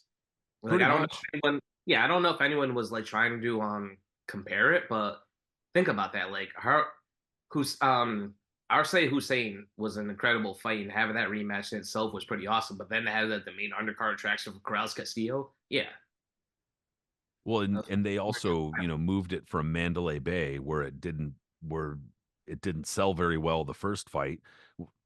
Call it however you want. Maybe it wasn't well promoted. I have no idea. I think it was just more of a hardcore fans matchup, frankly, and that neither of them were big stars. But the first fight was so good that they moved it to Thomas and Mack, which is a bigger venue, can hold more people, and it obviously drew more. But it's just that, first of all, Jorge Arce, who was at like the height of his stardom at this time too, because he was on. I don't know if a lot of people outside of Mexico knew this, but he was on the Mexican version of Big Brother, the Big that's Brother right. show. Yeah, and so he was a massive star in Mexico apart from fighting, and this was kind of like the height of his stardom or whatever. Motherfuckers walking into the ring in a big horse and his lollipop and shit. It Yes, was I was about cool. to say he was always sucking on a giant It, lollipop. it was, yeah, I didn't understand it, but it was cool, and he was just going and kick ass, so it was fun. But and on top of that, it was like several years after the Michael Carbajal fight. A lot of people Well, for shit was yeah, wild. I was about to actually say that. Not to like again veer off course, but like, Please, well, let's do it. the top rank Tubi show, the top rank Tubi channel, which is I'm not gonna lie, I enjoy the shit out of it Putting on because some bangers, bro. they do, and they're like, to their credit, they have opened up their vault a little bit to like, playing fights from If the and if they're especially not showing just Ollie Foreman and like Tyson and tomato cans, I'm yeah, good. yeah, yeah, It's or just cool. like current ESPN shows from the past 5 to 10 years or whatever it may be. Like they're doing their thing, and so last night, I couldn't sleep, and it was like 1 a.m. or so, and I turned it on, and they were playing Carbajal and Arce. Yeah, and you know what's crazy too is that Arce still had a raspy, deep voice, even though he was like 20 at that point. Like after he gets knocked out, like talking, he still sounded like he was in his mid 40s, but you know. And he Um, was he was close. He was super close. Dude, I mean, that's an incredible fight as it is. But what I was just gonna get at was that like, the Arce that you saw at that point, he had to come through some shit after that fight. Like Carbajal caught him, knocked him out. That was the last fight of his career, and thank God he like retired on that note because it was gonna end well if he didn't. But and it was such a dramatic win too for him too. The way like he's getting his ass kicked the whole fight, and then he knocks Arce out. But by the time Arce, came back, he ended up finally winning the title again against Yosai, the late Yosai champ. The dude that ended up passing on a brain injury, not from Arce, and going through what he did, like he ended up like I think he like basically finished the careers of like Rosendo Alvarez and Melchor Cobb Castro for that matter, and others. Like he was that dude that like what I mean the junior flyweights of that era of like the late '90s, mid '90s, early '90s for that matter, are still Yep. lingering. Arce was the one that kind of kicked them out the door, right? And he did it with that fucking cowboy swagger, like you said, coming in on a cowboy thing and sucking a lollipop and just being a general dude who, like, if you walked into a bar, you wouldn't be surprised to see him fighting within a half an hour. And he's a And tiny little guy. You wouldn't think twice and he'd fuck you up. oh, I mean, yeah, and so like you just get excited to watching him, and rightfully so. He's on the ballot of the Hall of Fame. But like, yeah, that first fight with Hussein, you put that on an undercard of anything, you're gonna be hyped. So you got that, and you got the main event at Corrales Castillo, and then after what happens, like, so yeah, what happened? That you're just kind of like, Well, I think just about everybody expected a longer drawn out fight again. And honestly, dude, for what it was, at least I would say the first three and a half ish rounds, whatever, it was fun. It was good. It was competitive, but you could tell that Castillo was stronger. You could tell that it was like a different kind of fight because I don't know if it was because of the weigh in shit, but I've told this story before. my buddy and I mean, fuck, at this point, it's been so long that who cares? It doesn't really enough time has gone by that I think I could tell the story fully. We drank the entire time driving to Vegas, and we were fucking drunk by the time we got there. Good for I'm you. sorry. Sorry, mom. She doesn't listen to this or watch it. But nonetheless, fucking we were fucked up, dude. And literally we got there and it was like maybe 1 p.m. Yeah. Fucking, and it takes like 6 hours to get from San Diego to fucking Vegas. It was like 1 p.m. or something. We just got to Vegas. We're already all fucking drunk. And like just as we're going to meet up with people, they're going, "Oh shit." And it's Friday, by the way. Sorry. The next day is the fight. And people are going, "Oh shit, oh shit." They just tried to pull some shit at the weigh-in. And we're like, what? And so they're like, yeah, the fight might get canceled. And we're like, fucking what? You know, we just fucking drove here. We're drunk and what the fuck? So we fucking it was crazy, dude. So they wound up having to like reweigh, and we found out the kind of like more of the story because also you have to figure that this is 2005 and there wasn't social media like the way there is now. So shit didn't like stories didn't spread like wildfire the way that they do now. So we had to kind of wait for updates on websites and blah blah blah. And we got the whole story that Castillo's, I think, personal doctor, I think it was, he Castillo went to go step on the old school scale with the little dude, you know, ding ding ding type thing, and the dude tried to stick his foot under the scale like a fucking jamoke. What the fuck? This dude's sticking his foot like all of a sudden he comes in weighing 106 pounds, or you know what I'm saying? Like, Yeah, what the yeah, of fuck are you gonna course. do? Yes. Wow, And shit. anyway, so he got caught. And then, needless to say, Castillo did not make weight, and Corrales. They gave Corrales the option of canceling the fight, and Corrales chose to go through with the fight.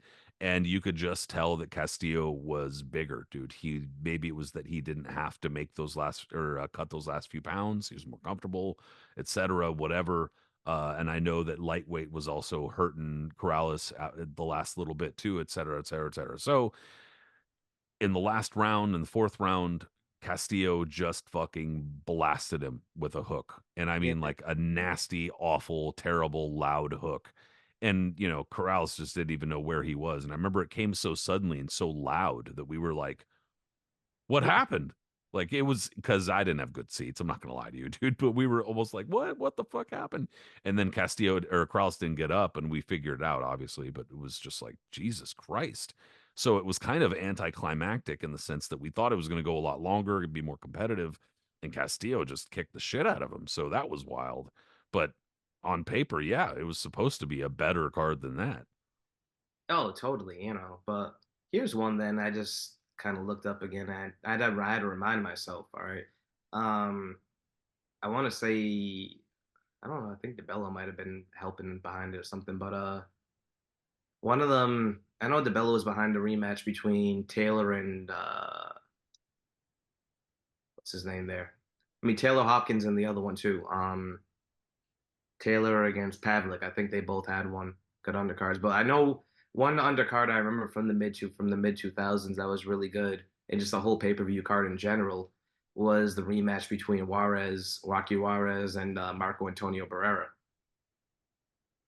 And the reason why I say that is because the main undercard was Johnny Gonzalez against Israel Vasquez. Yep. Yeah.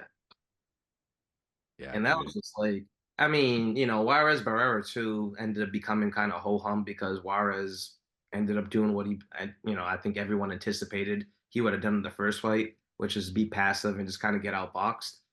But like, the whole card was almost saved by Vasquez just being the warrior he is, and when he fought Johnny Gonzalez. So Fucking definitely an underrated fight for sure. One of those fights that's like it's kind not really of about it today. You know what I mean?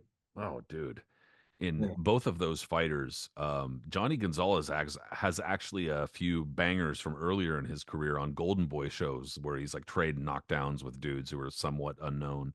But like Israel Vasquez, always good for war, pretty much always.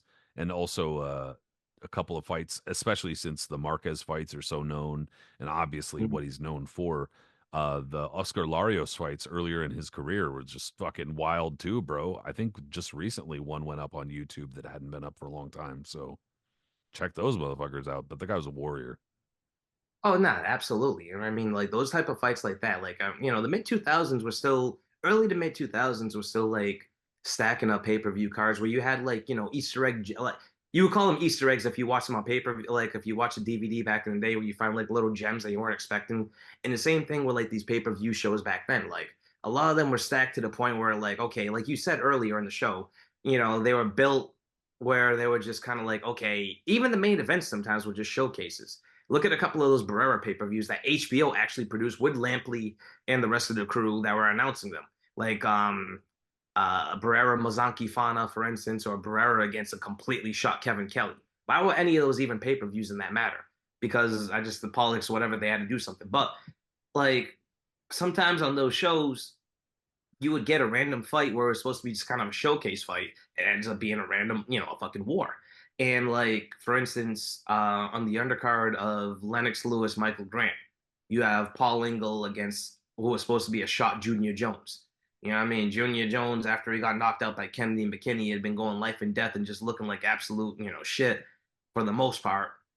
Still winning, but just clearly on the back end of It it. was starting to And look like all of a sudden, like it was basically starting to look like he just happened to match up well with Barrera, but that was it. yeah, that was it. Yeah, yeah, yeah. And then he just fell off the skids again. And it was just, anytime he went 3 rounds, it looked like he was sucking for any type of air there was. Like he was trying to climb Everest. But, you know, um, so they put him in with Paul Engel because clearly that was like um, a favor to Lennox's UK promotions there, probably Panics or whatever, right? Or was taking care of Engel. And it ends up being one of those fights where Junior Jones, like, has one last great effort into him, puts on the fight of his life, drops Engel. They go to war back and forth before Engel finally prevails because Jones is old. But, like, you just, you get shit like that sometimes on those things. You know what I mean? And you just never know. You know what I mean? Like, it's pretty cool to have some of those fights. Like, that's the thing about pay-per-views is that you never know you're going to get out of those type of shows. Like, you can get a long, dragged out Don King marathon. Sometimes you can get like those old Cedric Kushner ones that were only $10 that you would just do it because you're a freak of boxing, even though you're going to be watching Darrell Wilson do a waltz with a 20 and 14 heavyweight for a heavyweight explosion card, but you watch them all. Dude, there was some weird dynamics going on, especially in the 2000s. That was a lot of when like pay-per-view type of shit started to shift because they Yeah. started using it more as like so back in the day, and not to take too much of a detour again, but it seemed like I mean, I guess it's not a detour because we're talking pay-per-views, but it seemed like back in the day, the whole purpose of a pay-per-view was like, all right, we're putting together this big card, but there's not the money to do it on this kind of middle or whatever, like premium network or whatever, because these fighters are commanding too much money and there's not that much money being offered by this network. And it doesn't make sense because it's not generating that kind of money. Whereas if we do it independently on this pay per view, we can charge independently and then take a chunk or whatever. And I mean, however they had it worked out as far as the percentages and deals. But then in the 2000s, it seemed like that's when it started to change and it started to be like, all right, well, pay per view is not so much as a tool to showcase these bigger fighters or these stars or whatever because it's a way to move the money.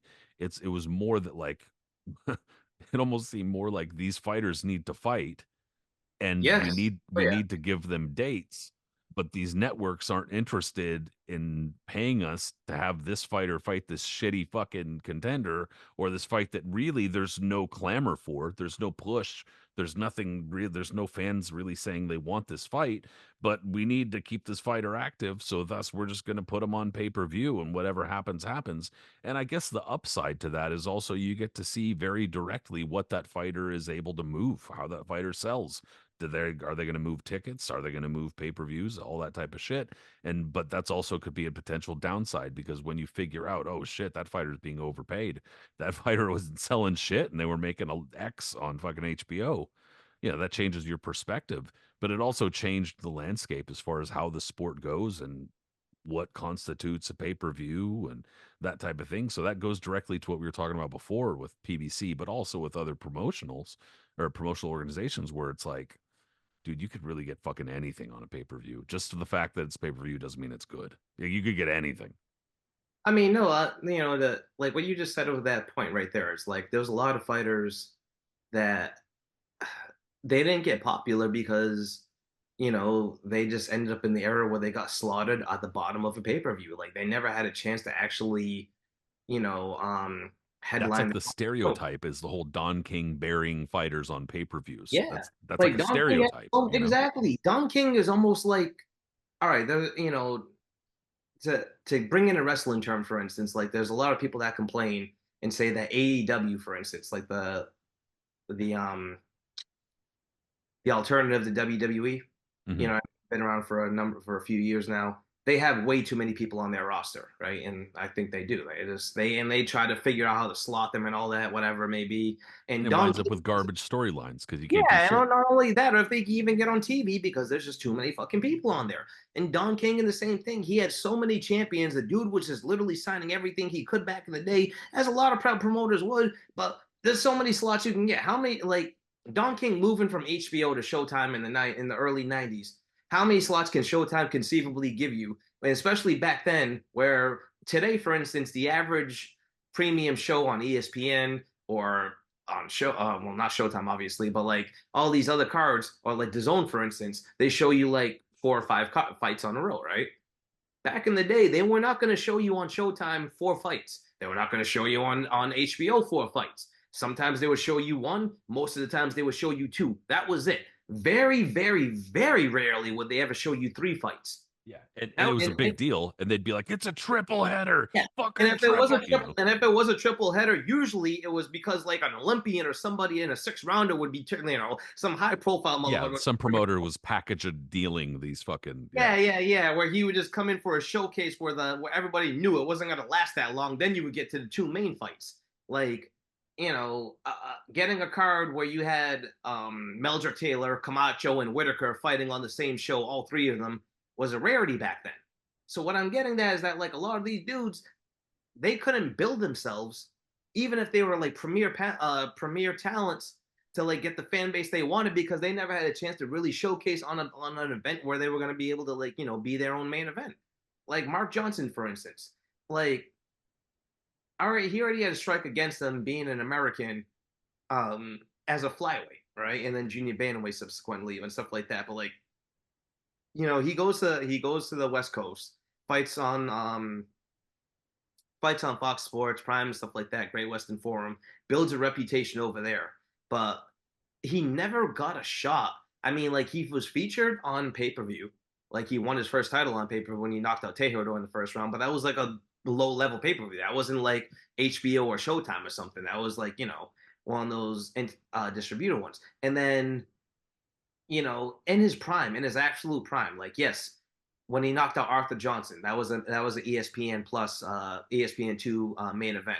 But that was like I remember that watching that. That was late at night. My dad made me go to bed. Like that was on a Sunday or some shit at like midnight. How many people were watching ESPN2? How many people had ESPN2 in the mid '90s trying to get knowing that was gonna go down like that? You know what I mean? Like that was a low Yeah, show. and that was also him performing that way because he was pissed he wasn't a bigger star. Exactly. Yeah, yeah, yeah, yeah, yeah. And Fuck. and all these, and then he would get like these promises. Yeah, you're gonna end up on HBO to headline Boxing After Dark. You're gonna headline Showtime. By the time he finally was able to get a Showtime slot, he was already past it, and he wasn't, able to be the explosive dude he was when he beat I don't remember, some dude from Thailand. And then like his outside the ring issues, where he goes to jail for a little bit and stuff like that. And by the time he finally comes back and he gets featured on HBO for the first time, that like really featured on HBO, he's past it fighting a fucking monster who was 10 times bigger than him, and Rafael Marquez. Like, you know, he fought a couple of more times on there. Like he was the first one to give Fernando Montiel his first loss and stuff like that. But clearly, I remember watching that and just being like, "Yes," when he yeah, yeah, fucking of pulled course, that I off, was so dude. happy watching that because that was beautiful. And But that Montiel was was cocky and kind of dickish coming in, sure, dude. That was sure, sure. that felt fucking good. That was good. Oh, that was great. It wasn't a great fight to watch, but I mean, watching Johnson give him his comeuppance was wonderful. Yeah. But that being said, I knew, and I'm sure you knew, and everybody else that was familiar what Johnson knew was that that wasn't Mark Johnson. That Yeah, was a that was shell of best years and best weight way behind him. way behind him. You know what I mean? And it was sad to me to see that because like the world deserved to see him at his absolute brilliance. So I was saying that like guys like that were stuck. You know what I mean? Like they were just stuck being on these pay-per-views. And how many people were buying pay-per-views back then or trying to like really deal with that type of stuff? And if they did, it was almost like, and I might be wrong here, but like, unless you were a hardcore fan, how many people would come like besides the people who ordered it, who just had it on their TV the whole night? How many people, when they were throwing parties, would get there for a fight when Mark Johnson was starting, or all these, or like Ricardo Lopez, for instance, or all these other guys? You know what I mean? When they were doing the opening of the fight, what time the Tyson fight started? What time the fight? Oh, I'll be there around then. Like that's when people, Exactly. you know what I mean? Yeah, Yeah, unless you're some sick bastard like we are, like who shows exactly. up like fucking 20 minutes early for the first fight, but like I'll, I'm I mean, happy. I'll make a confession before, like, talk about sick bastards. When I was a kid, me and my dad were going somewhere to go watch Holyfield War 2 at some relative's house, and I called them up and I said, who's winning the Uriah Grant Umayu Mayfield fight? Umamu Mayfield fight. And they were like, Mayfield. I was like, oh shit. Yeah. So I'm happy that you brought up Ricardo Lopez because that's another example, even in which is crazy too. It's a crazy example because you're like, what? He had a lot of accomplishments. A lot of people say I personally don't think that he's the greatest Mexican fighter or quite yeah. close to it for a handful of reasons, but obviously a fantastic technician and an excellent fighter. But he also, despite and it's crazy, he accomplished as much as he did, but he was held back. He was held back and mostly fought on the pay-per-view undercards of various other Don King fighters, and usually in either the opening fight or the second fight, almost always. And those are generally speaking not enviable positions when it comes to being on a pay-per-view card or being featured. Like for the reasons you just said, people aren't showing up early. They're not trying to like watch those opening fights. How many, how what's one of the most fucking common questions you get asked if it's like somebody you don't know or to your party, how many fights are on this card? Yeah. Like who's fighting the main event? Because people don't give a shit otherwise, unless they're big boxing fans and they know and they pay attention. But Ricardo Lopez also had a massive strike against him. He was not American, and he also, fought at like the lowest weight possible, which people were like 100 and fucking whatever pounds. Oh, What? anytime I tell somebody what they're like, well, how big is he? And I said 100, 150, especially women. He's still putting motherfuckers to sleep, so who cares? But like, but still, that was a major strike for U.S. fans against him. And even so, being basically buried, quote unquote, on these undercards, he still had some, very impressive accomplishments. But the other major strike against him, obviously, was that he didn't unify. That's a pretty significant strike. A huge one. And the thing about Lopez too is that like you said, he was featured on Showtime. It wasn't just pay-per-view, but if he was featured on Showtime, it was on the undercard, like the opening fight. Or if he did get a main event slot, it was just on a throwaway show that they just, they had a slot for and Lopez needed to be competitive, whatever. And that show would be on late too. Like that would start at like 10 p.m. That would not be like a show that would just like prime time, okay. Because usually the challenger, like, if you go through his challengers from like the mid 90s that were featured, stuff like that, right?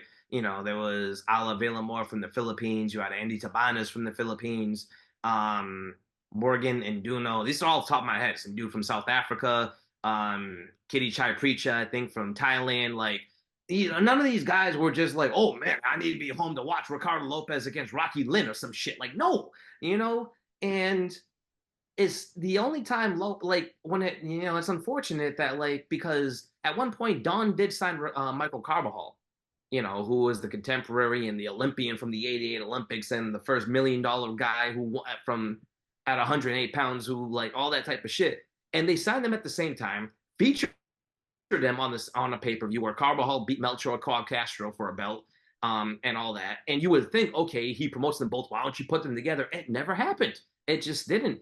And it's unfortunate to think that Lopez almost losing to Rosendo Alvarez on a pay-per-view undercard, on a Chavez pay-per-view undercard in Mexico, was what really got him, like, it garnered his big, like, Yeah. main event on Showtime. And they're like, yo, now we need everyone wants to watch this. Like, what the fuck? You know what I mean? Like, I took that. That's why I know that's crazy. That's true. Yeah.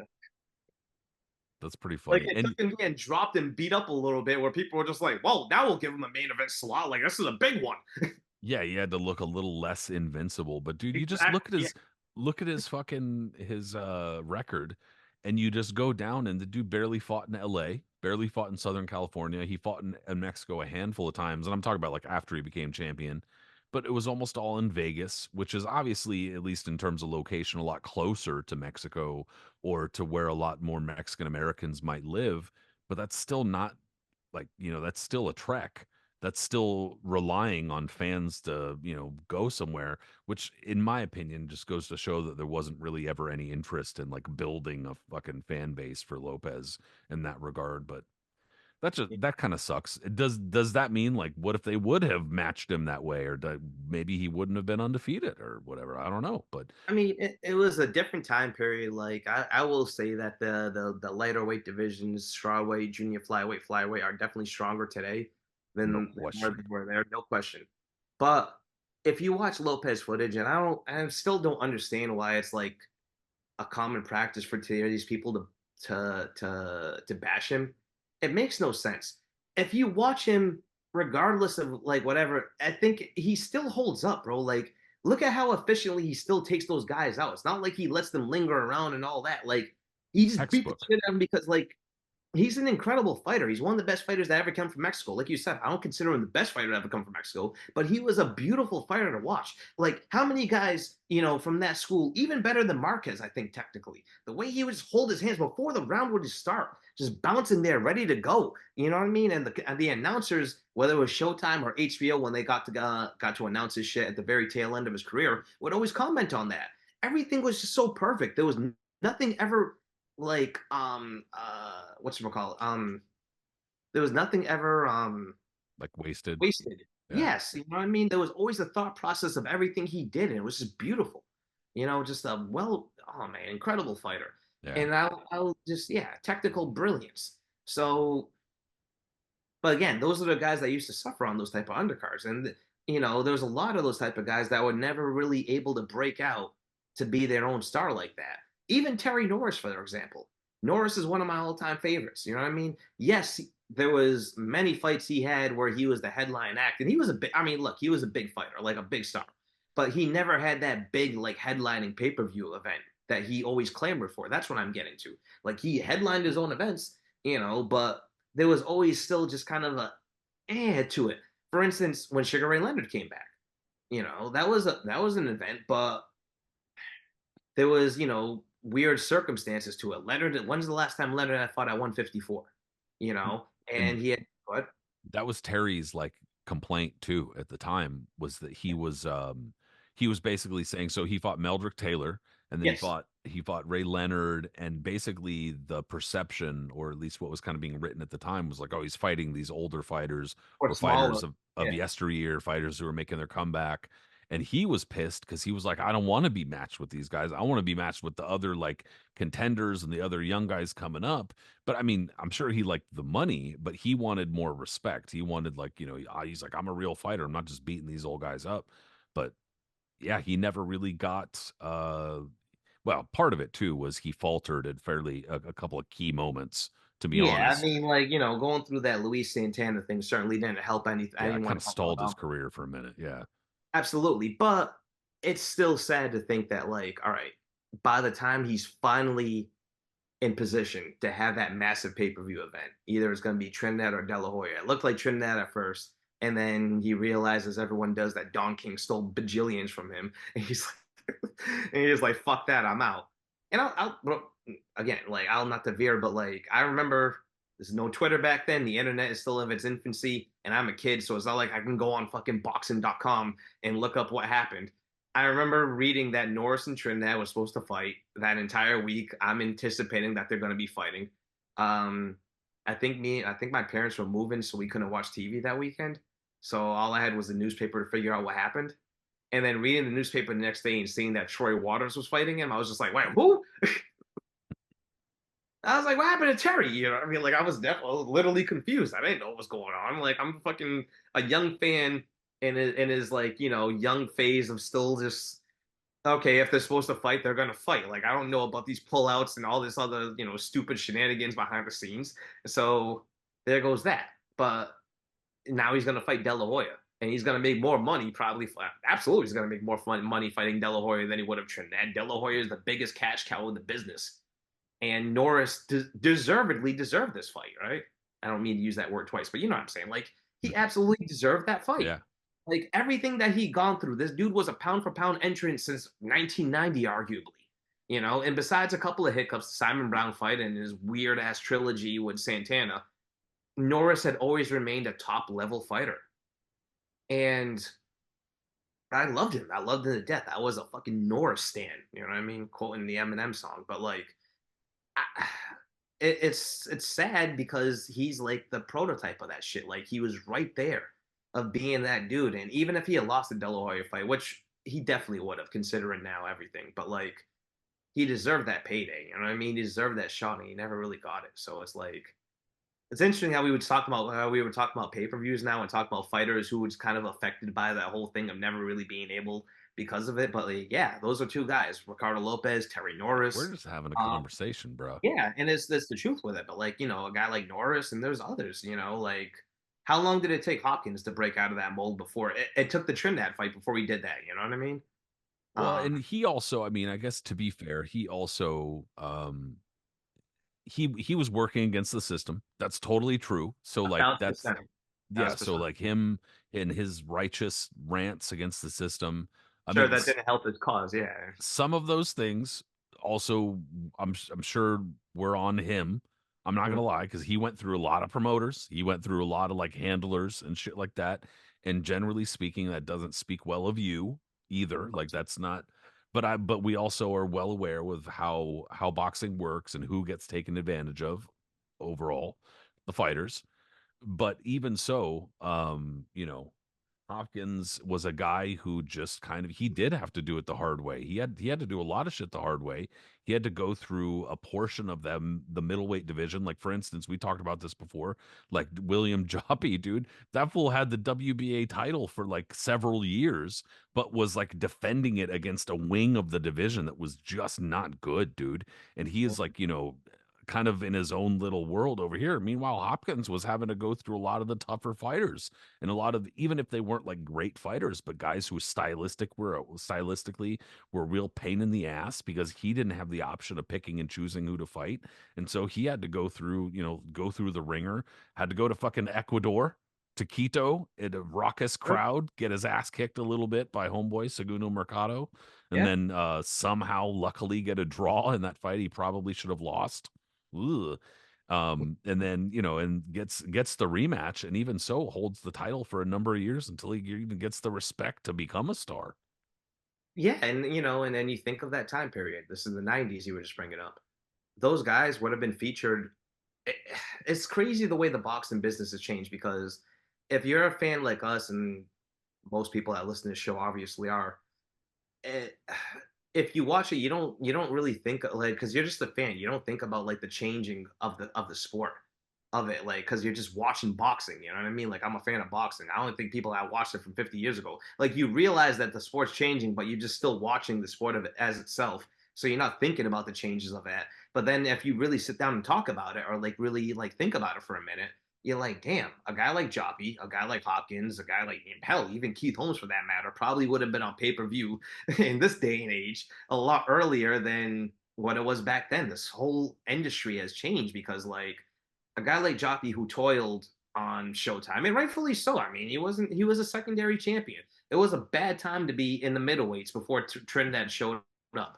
I hate to say it, but just it just was. Hopkins That wasn't very tournament popular. was like the most exciting thing that happened to the division at the Yes, time. Hopkins was not popular at the time. Like you said, he was a very outspoken, loud guy, and everyone knew he was talented. But I mean, he was just toiling in a division that had no stars in it, and he wasn't a star himself. So what was he gonna do? You know what I mean? Keith Holmes was not like was going through it with Hassan was training the title with Hassan Sharifi. All right. William Joppy was training the title with Julio Cesar Green. And in between both of them, like defending against this whole hum opposition. Hopkins, his most exciting shit that he did was knock out Joe Lipsy and then go through his shit with Robert Allen and the fights with Eccles, yeah. Eccles. Exactly. Up until then. That was like his main things. All right. No one was going back and be like, yeah, man, remember that knockout of Bo James? Or remember when he knocked out Steve Frank? No. No one was talking about any of that stuff. Like Hopkins was clamoring to get a shot on HBO. He Yep. Absolutely deserved it. And Like those he fights were on like Fox Sports. Like they Yeah, weren't yeah, like big yeah. Like, I features. mean, listen, he got on Boxing After Dark when he knocked out Simon Brown, but we discussed this on an earlier show. He did that at like 1:30 in the morning. There was a triple header that started at 11:30 at night, and the two fights before that went the distance. Like so as this point goes on, and now he has a chance to, like, when Trinidad moves up, and Trinidad absolutely obliterates William Joppy, which was on HBO. And if you remember, Hopkins Keith Holmes was on wasn't on pay-per-view. That was HBO. Trinidad immediately got on HBO with this fight with Joppy. Like that showed you the star power right there and everything. But like today, I mean, Joppy, I don't know, like he was a talented fighter and all that, but a lot of those guys just back then, everything would have been on pay per view. Just everything was a pay per view thing back then, and like. I mean, like today is everything is a pay per view thing today in terms of like these big guys and what kind of fights they're going to be on. Back then, no, like you had to, if you were going to be on pay per view, unless you were a megastar, or unless that megastar chose you to be that sacrificial lamb, if you got on pay per view, you were lucky to be like the opening act or something. Like a guy like Sean Bay Mitchell, he never headlined his own show, but I used to see him on the opening acts of those Don King ones defending his junior welterweight crown in the early 2000s. Yep. Yeah, dude. That's kind of like remember like the Pinoy Power and like those Oh, of like course, yeah. specialized kind of pay-per-views. That's kind of But what those that type. were, I mean, yeah, and credit to those guys too, because at least they still had an outlet to stay active on those, Exactly. Yeah. instead of just being buried. I mean, and there were, and you know what? More people were inclined to buy those too because they knew they were in competitive fights and they were cheaper priced compared to buying a Don King show or whatever it may That's be. Where you kind of that's what these motherfuckers like the distributors just are not getting is that like from a price point and from like a perspective like you have to be able to find that limit, that happy medium where it's like, all right, how much are they willing to pay, but then they want the value for what they're paying. And if you're charging $100 but giving them one fight, that's not like that doesn't lend to good longevity, like because those people who do that shit are gonna, and granted maybe you don't care, maybe you're just like, oh, those casual fans, they won't be back anyway, or they'll be back if the fight's big enough. But that's not the way to build sport. That's not the way to yeah. have fans come back. That's just taking blood from a stone. That's just getting as much profit as you can. Then, which is another show we've already done. We've already talked Sure. about new promoters and shit. You You know what I know, just remember too is that what Don King used to do is that he and he did this a few times he did this all the time for his pay per views in the 90s. After the whole show was ended, even the main event, oh guys, don't leave yet. We have one more fight left. And then they would like either show you a fight from earlier in the night or like the walkout bout, which would be a title fight sometimes. And they'd be like, don't turn this off when obviously everyone's been partying and like drinking and whatever it may be for the whole show. And then I remember one of them too was Quincy Taylor, Julian Jackson. Quincy Taylor, Julian Jackson. All right, think about that for a minute. This was the walkout bout of a Tyson pay per view. I don't know. I don't remember which one. Might have been Tyson McNeely. But that's a big. I mean, I'm not going to call it a big fight, but that's a hell of a fight in itself, isn't it? Quincy Taylor was a longtime contender, hell of a fighter, really well known, right? And you got Julian Jackson, who was the most fucking. I mean, Julian Jackson speaks for himself. You know what I mean? And so that fight in itself is a main event fight. Like that's a fight that should be headlining like any type of card on its own. I don't want to say pay per view, but just like that should be like a main card today, for instance, on like you would headline that on the Zone or uh ESPN. I don't know. What is there anything else left besides that on just normal television? not really. Okay, so but a card like a fight like that, right? You would definitely agree with me. That would definitely headline its own show by far. Lesser fights have headlined that. And this was just the walkout. Hey guys, don't leave. We got this one fight left. It's fucking wild, dude. Yeah, we need to keep this guy busy. Throw him on the fucking walkout bout. The walkout bout, Julian Jackson, you know, and then Quincy Taylor winning the belt in front of a couple of commissioners and doctors and his corner Times have people. changed. Yeah, definitely. Yeah, it's crazy, dude. And it's actually kind of wild to think about how what pay-per-view is now too, I guess. The evolution of everything that's happened. And I mean, the structure and the way that the sport is moving. I mean, you brought up Bernard Hopkins a minute ago. It's funny too because I guess just to go back with what we were talking about, another pay per view that I can't even believe that it was pay per view. Just considering what the main event matchup was Hopkins Winky Wright. I remember when they announced that as being pay per view, every single fan was just like, "What?" Uh, And then on top of that, they announced that they were going to be fighting at a catch weight of 170 pounds, and people were like, "Double what? What the fuck?" Like, Absolutely. Yeah. like Winky Wright was a junior middleweight his entire career. What the fuck are we talking about here? And then the entire card wasn't good either. But And then like, you had Max Kellerman before the show. I remember he tried to make it some analogy with chess pieces. And he was like talking about how like this is some Bobby Fischer shit and all that. I mean, I'm going like doing a deep cut before this, but like how Max gets when he's just yes, like, yeah, you're like, yeah, really going off on some fucking thing. Yeah, yeah, that's what he was doing for this one. yeah, dude. And I And get it too because of the way like the fight was supposed to pan out, but yeah, it wasn't an exciting matchup on paper. It wasn't a matchup on paper that really meant anything. Like yeah, right. there was no title on the line. It was a catch. Like it was, what the fuck is this? You know And what it then reminds me of? One of those fights that Turkey was trying to make today. That's not a heavyweight.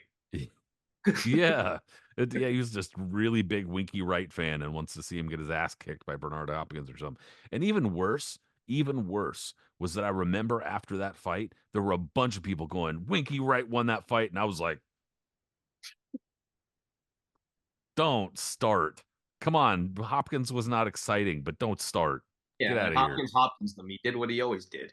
Yeah, he made it a non-fight. Stop it. Stop. It's All right, terrible. that's funny. But No, all right, but before we end today, one fight that was way too old, one card, and we don't have to go into detail of it because we've talked enough about it, but like the Harold Smith show, this is it. How much do you think that would have gone for on pay-per-view today? oh my God. If you had to like put a price tag on that. Well, dude, I mean, how much are they trying to sell that fucking big pay-per-view for? I mean, honestly, no, for real though, jokes aside, and I mean, they're So all right, probably so like think about the card again. Like I know there was like certain fights that were supposed to be there. It got things got mixed and moved or whatever, but yeah, the core one, if you put it together, it was Cooney Norton, right? Mustafa Muhammad, Saad Muhammad. Uh, what you call it? Fuck, now I just forgot. now I'm drawing a hold on. I Cooney Norton, Saad Muhammad, Mustafa Muhammad, have it um, here. Of course, I'm blind, so I need Mike to Ayala against Wilfredo Gomez. So that's three. show everybody how I was taking my glasses off to look cute. Oh yeah, Hearns Benitez. And also too, I think one fight got canceled, and then they're gonna put in Pryor against Mamby. Yeah, there you go. Yep. Yeah, I mean, and that was one of the bigger ones that fell through because, um, especially because like the big knock, excuse me, on Aaron Pryor is that basically he's got the Alexis Arguello fights, Yeah. and obviously like Antonio Cervantes, who himself he's got like his own kind of storied career, but beyond that, Aaron Pryor's ledger looks pretty thin, and then there's always the charge that like so and so ducked him, so and so ducked him, and also so and so ducked him, and stuff like that. And this was supposed to be kind of like his entryway into a couple of other big fights, was defeating Sal Mambe, who is not a popular fighter by any means, but a very skilled fighter and a guy who'd been around for a while, and then would also continue to be around for a long while. We talk Say the about him least. on the longest career fucking show, but yeah, that was supposed to be sort of like a little bit of a turning point for him because he had the accomplishments a little bit under his belt, but not the big fight, not the kind of superstar type fight. And this was supposed to be a stepping stone for him toward that. And then they had all of these other fights on the card, dude. I mean, I posted that photo a little while back of Oh like yeah, and I a posted handful that of on them. Twitter, and everyone was like talking. I mean, you killed that photo, especially the way you colorize it and shit. That's amazing. Um, I had never seen it before, and I saw it, and I was like, "I gotta do something with this," because I'd never seen this photo before. I knew of the card because well, we that's the did that thing is that, show. like, the card has almost been like, it's I mean, it's such infamy now that it's gotten to the point that it's like, was it actually gonna happen? So to see that there's photos of like press conferences of it, it's just like, yo, this was like legit, you know. But so what kind of price tag would you put on that? Or you think that Gosh, would go dude. for today on like on you know? Probably like $200 or something, dude. I mean, honestly, like, because look at how many fights were on the card and the level of fights. But it does make you wonder though. I think that is a decent concern or question is like, was that shit ever going to actually happen? Yeah, like shit was planned out, but Harold Smith was like, he was a really good con man, bro. He might have honestly just been able to lay out all the press conferences shit, but maybe I don't know. Honestly, I mean, I think it I don't was the know. more the banks finding out during that time period instead of him just like letting it implode. Then what happened? Like if the banks didn't catch wind of what he was doing, like say they caught wind like 2 months later, that card would have happened, right? Like why would he stop working on it and trying to go it if no one's coming I around know. sniffing on him and trying to do some shit? I mean, like you and I can't speak for you, but for me, for instance, if I'm working on something big event like that and I know I'm doing some shady shit, but I don't feel that any heat is coming on me. I'm gonna keep on proceeding what I'm gonna do for that, like until That's true. It is yeah. true. The crazy shit is that he kept working in boxing. That's No, what's and that's and the people thing. are I like, was about "Where to did he go? He disappeared." It's like, "No, he didn't. He kept working in boxing." I think he worked with Larry Holmes too because Yeah. I was watching the Holmes Holyfield fight, like I mentioned, messaged you earlier on Tubi. And after the fight, when Holmes was being interviewed, I'm pretty positive he was there in the corner of him. Like he looked just like him, and he was He standing over worked there. I'm pretty sure he worked with Bernard Hopkins for a bit. Yeah. He worked with a whole bunch of fighters, like a surprising amount of fighters. Because that's what I was saying is like people are like, "Oh, he disappeared." No, the fuck he didn't, bro. He came right back. He took a break or two for a minute when he went to jail. He came That's right like, back. "Oh, Victor Conti disappeared." Yeah, Stop. sure. Stop it. Boxing will welcome anybody. Stop. Get Tony Ayala Jr. came back. Get out of my Exactly. face. But it's fascinating to think. I mean that to me is one of the biggest what if cards in history. And when you think of inflation and price wise and all that stuff, I would just always be like, man, I can't even imagine the price tag on a card like that because undisputed light heavyweight championship. Remember, the IBF wasn't around back then. Undisputed junior welterweight championship, undisputed junior middleweight championship, and these were all between like big names, with I guess the exception of Manby. But even then, that's still like a big ass fight. And then Ken Norton and Jerry Cooney. Cooney is one of those popular dudes out there, a white heavyweight Irish who's been knocking the shit out of everybody. Norton's the a former heavyweight champion who obviously a staple of the '70s. So that's a big fight in itself. And Wilfredo Gomez is obviously in Madison Square Garden. He's gonna bring in the fucking Latin community with Mike Ayala as well, because Gomez was a superstar in the for Puerto Rico. So Yep. and that would have been a hell of a fight too, because Mike Ayala, and I mean that whole Ayala family is a story in itself. But like Ayala, aside from his issues, was a heck of a guy. Was a heck of a fighter. You know what I mean? Like a couple of years before this fight was supposed to happen, he took Danny Lopez to hell and back, and apparently did it while he was fucking on heroin. So like, you know, Yep. He had a handful of fairly high profile fights in yeah, California too. Fairly popular in Mexican and Mexican American community. And the old Puerto Rican versus Mexico yeah, matchup, bro. Shit would would have have been been massive. that would have been incredible, incredible. But yeah, I just wanted to wonder what you thought that was. But I mean, pay-per-views in Man. general, yeah. Well, I mean, they're always going to charge as much as they can for everything that they can possibly charge, especially in boxing. But dude, yeah, that was a massive card, bro. I don't know. They should have left it alone. They should have left him alone and just let him carry the card I out. just wish, man, couldn't they just like shut up for like 4 months and just let him take care of his business and then come like bring him to jail? Like, damn, Don never went to jail.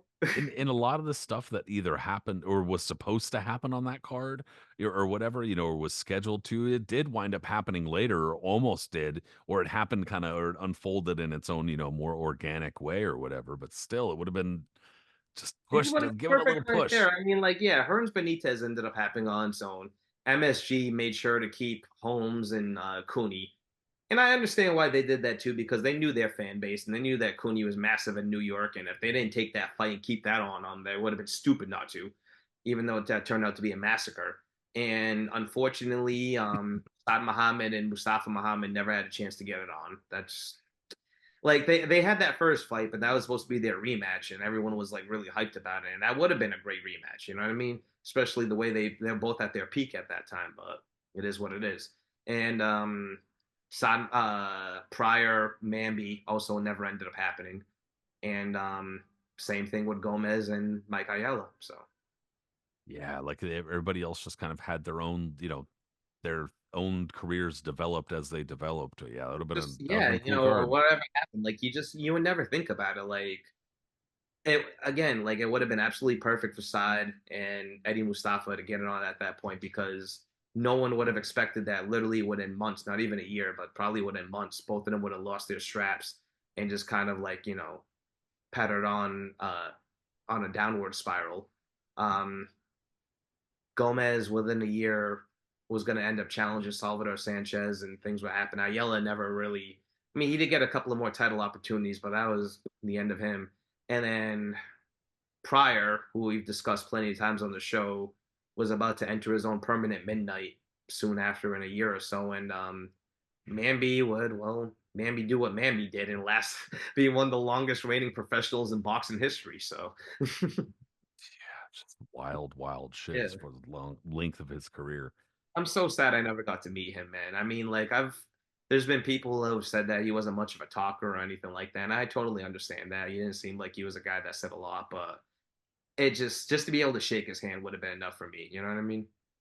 As long as he reigned and is like as much as he fought, and it's like there's so few like photos and Yeah. shit of him. That's what's crazy to me is that like he's one of those fighters. There are some of those fighters where like I'll go look for stuff for him and I'm like, how could there not, but he's one of those fighters where there's really not that much.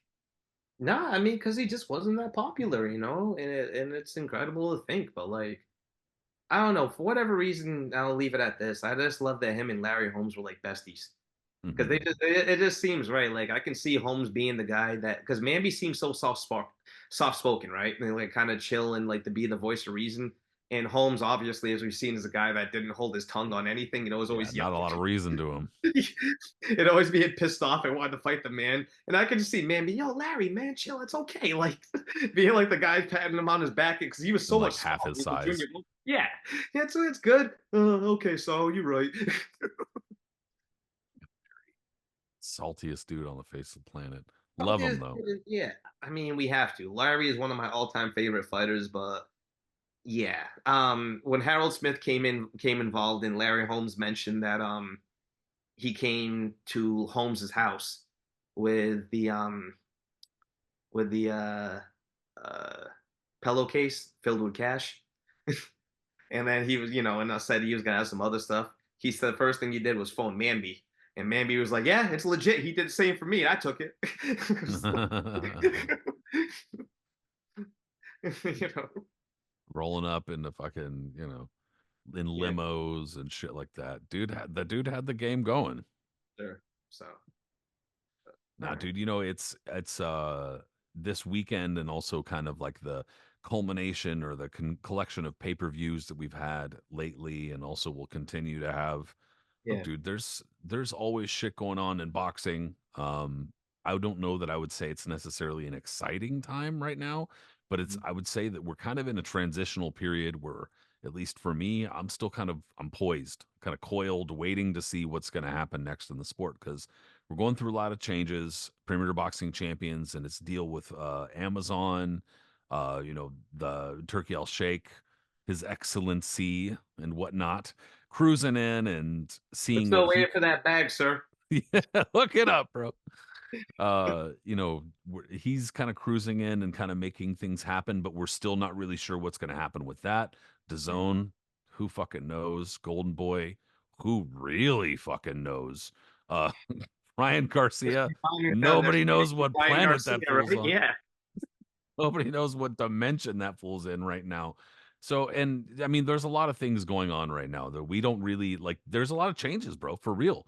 And I mean, that's kind of a generic thing to say. There's always changes. But honestly, when it comes to the networks and the way things that are moving right now, the fact that Top Rank's got Tubi on lock and all this type of shit, that's the type of shit Don King has been talking about doing for how many years now? Literally decades. Would I have a boxing TV channel? He never did. And now Top Rank, the apostle of apartheid. Fucking he beat you to it, Don. He got you, bro. I mean, But I'm still holding out hope, bro. Like Cedric always told me, and he would say this over and over, and I'm pretty sure, uh, yeah, he believed this shit. He would always go, "I feel," in his voice. He'd be like, "I feel that when it comes to tape libraries, the first is Don King's, then it's Bob Arum's, main events, and then mine." and then Ray Pop. Yeah, and Ray Pop. Yeah. And then honestly, back then, like when he would tell me this, and this was over a decade ago, I would agree with him.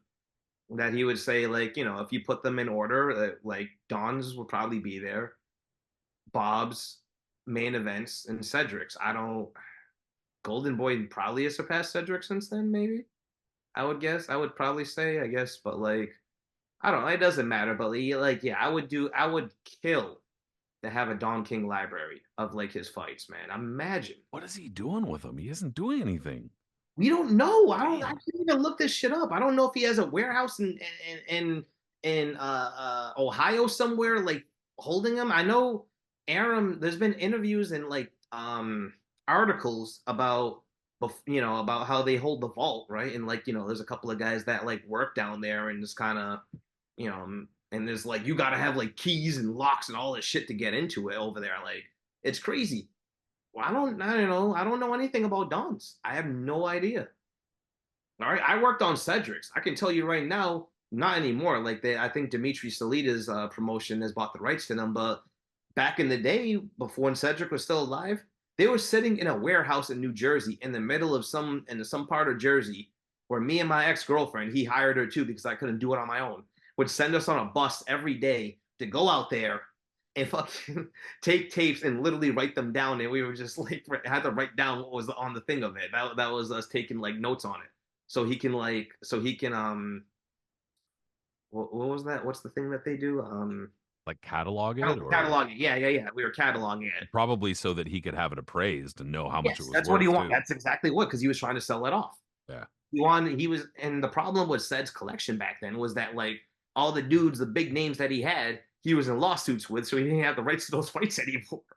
He'd be like, "Well, I have Mosley footage." I was like, "Do you?" Well, actually, well, do you have this? Well, and then like by the time you whittle down and these guys, the people that were trying to buy this footage, well, do you have this name and this name and this name? Well, okay, so what do you got? And then you He's show like, them, you and got some Dingon Tobella fights. All right. So what yeah, else? yeah, exactly. But I just wish, I just hope that everybody could do what they do now because Tubi's cool for that shit. You have the Top Rank library, you have the late era HBO shows, which is, I mean, it's not the classics, but at the same time, it's still something. And the BKFC now, which we're into, is being featured on one of those channels, and I think the Zone actually has their own boxing things on. So, the fuck you doing, Don? Hey, well, dude, I'll take it. You know what I mean? Because like it's the kind of thing where, bro, if they could put fucking Judge Mathis on loop on some, Hey, like, yo, I'm taking it all in. I've been watching it and enjoying it because, like, especially a top rank show, they're showing fights like Eddie Mustafa Muhammad, Jerry the Bull Martin, Eddie Mustafa Muhammad, Marvin. I was just watching before we started today, Saad Muhammad, Yaki Lopez. Yesterday they were playing can't go wrong. Ray Mancini, Art Frias, Ray Mancini, Can't go wrong. Arguello. You can't go wrong with any of those fights. Duran, Barkley, like they're putting on good shit. So. No, that's high quality shit. Just got to make sure that it's the right commentators and they haven't re-recorded and got like Iceman Scully on them bitches or something, bro. Yeah, 'Cause exactly. It that's no doesn't feel good. like it's still real time. So we're here in 1980. Oh no, God, no, we're not. Please stop this. Yeah, Joe Tessitore talking about 1976, and you're like, shut up. Word. All right. Well, I hope everybody has fun and an entertaining time watching the sport being absolutely massacred this weekend. No, I'm just kidding. I'm just messing around. No, I honestly do hope it's a good fight for the sake of us fans and the sport, because generally speaking, a healthier heavyweight division, a good heavyweight division is good for boxing. And hey, that's what we'd like to see overall, right? Yes, it is. But so I hope it's a good fight. I hope that everybody gets what they want as far as, in terms of fairness and everything. And I hope we get whatever, fewer pay-per-views, more pay-per-views, just the correct pay-per-views. That's what I'm hoping for, right, Eris, bro? Yeah. I hope we get what we want as fans, and I appreciate you coming here and talking to me, man. Appreciate it. Always, man. It's always been a blast, and I always enjoy talking to stuff. And I'm looking forward to this weekend. You know what I mean? As long as us as fight fans keep on getting quality fights, I'm not worried about the shenanigans outside the ring. This is what the sport is. You just take it as it is and just enjoy what hopefully is going to be good fights. It's easy to complain. All in all, I think that we're in a pretty good position as boxing fans. We get to watch a lot of boxing, access to a lot of shit. Yeah. That's a good thing. At But this hey, point, at this point in time, it's the best time to be a boxing fan. Whether it's if you want to be a current fan because of all, like you said, all the outlets you have on television, and especially too if you want to learn about the history because there is more access to the history and the footage of it, unless you got a lot of those stupid asses that decide just to show stills. um, out there. You know what I mean? Like anything you really want to look for is out there. Like just go on YouTube, type in a name, type in the fighter that he fought, and there's a good chance it's gonna pop up. And if it's not, you'll find me and Pat over here talking about it. So 100%, dude, for real. It's a good time to be a boxing fan. So hopefully in terms of access to, you're able to access our podcast. And speaking of which, if you listen to the podcast as far as the audio goes, go ahead and subscribe on whichever podcast app you listen through. Leave us a rating, comment, those sorts of things. And as far as YouTube goes, thank you for watching. We appreciate it. Subscribe. I don't know what is, was this bro, 4th of July? What the fuck? what the fuck? I don't know what the fuck that just was, but yay, Sparkly's YouTube. Go ahead, subscribe if that didn't bother you too much. That just happened right now. I don't know. But leave a comment, hopefully I'm not sorry, the about way that your hands were going sparkly. like this with the sparkles behind it was Yeah, amazing. what the fuck? Don't comment about that sparkling. It's weird. All right, everybody. Eris, yeah, Later. what the fuck? Eris, we'll talk soon, bro. Have a Follow good us one. on social media, you bastards. Bye. All right, bro, later.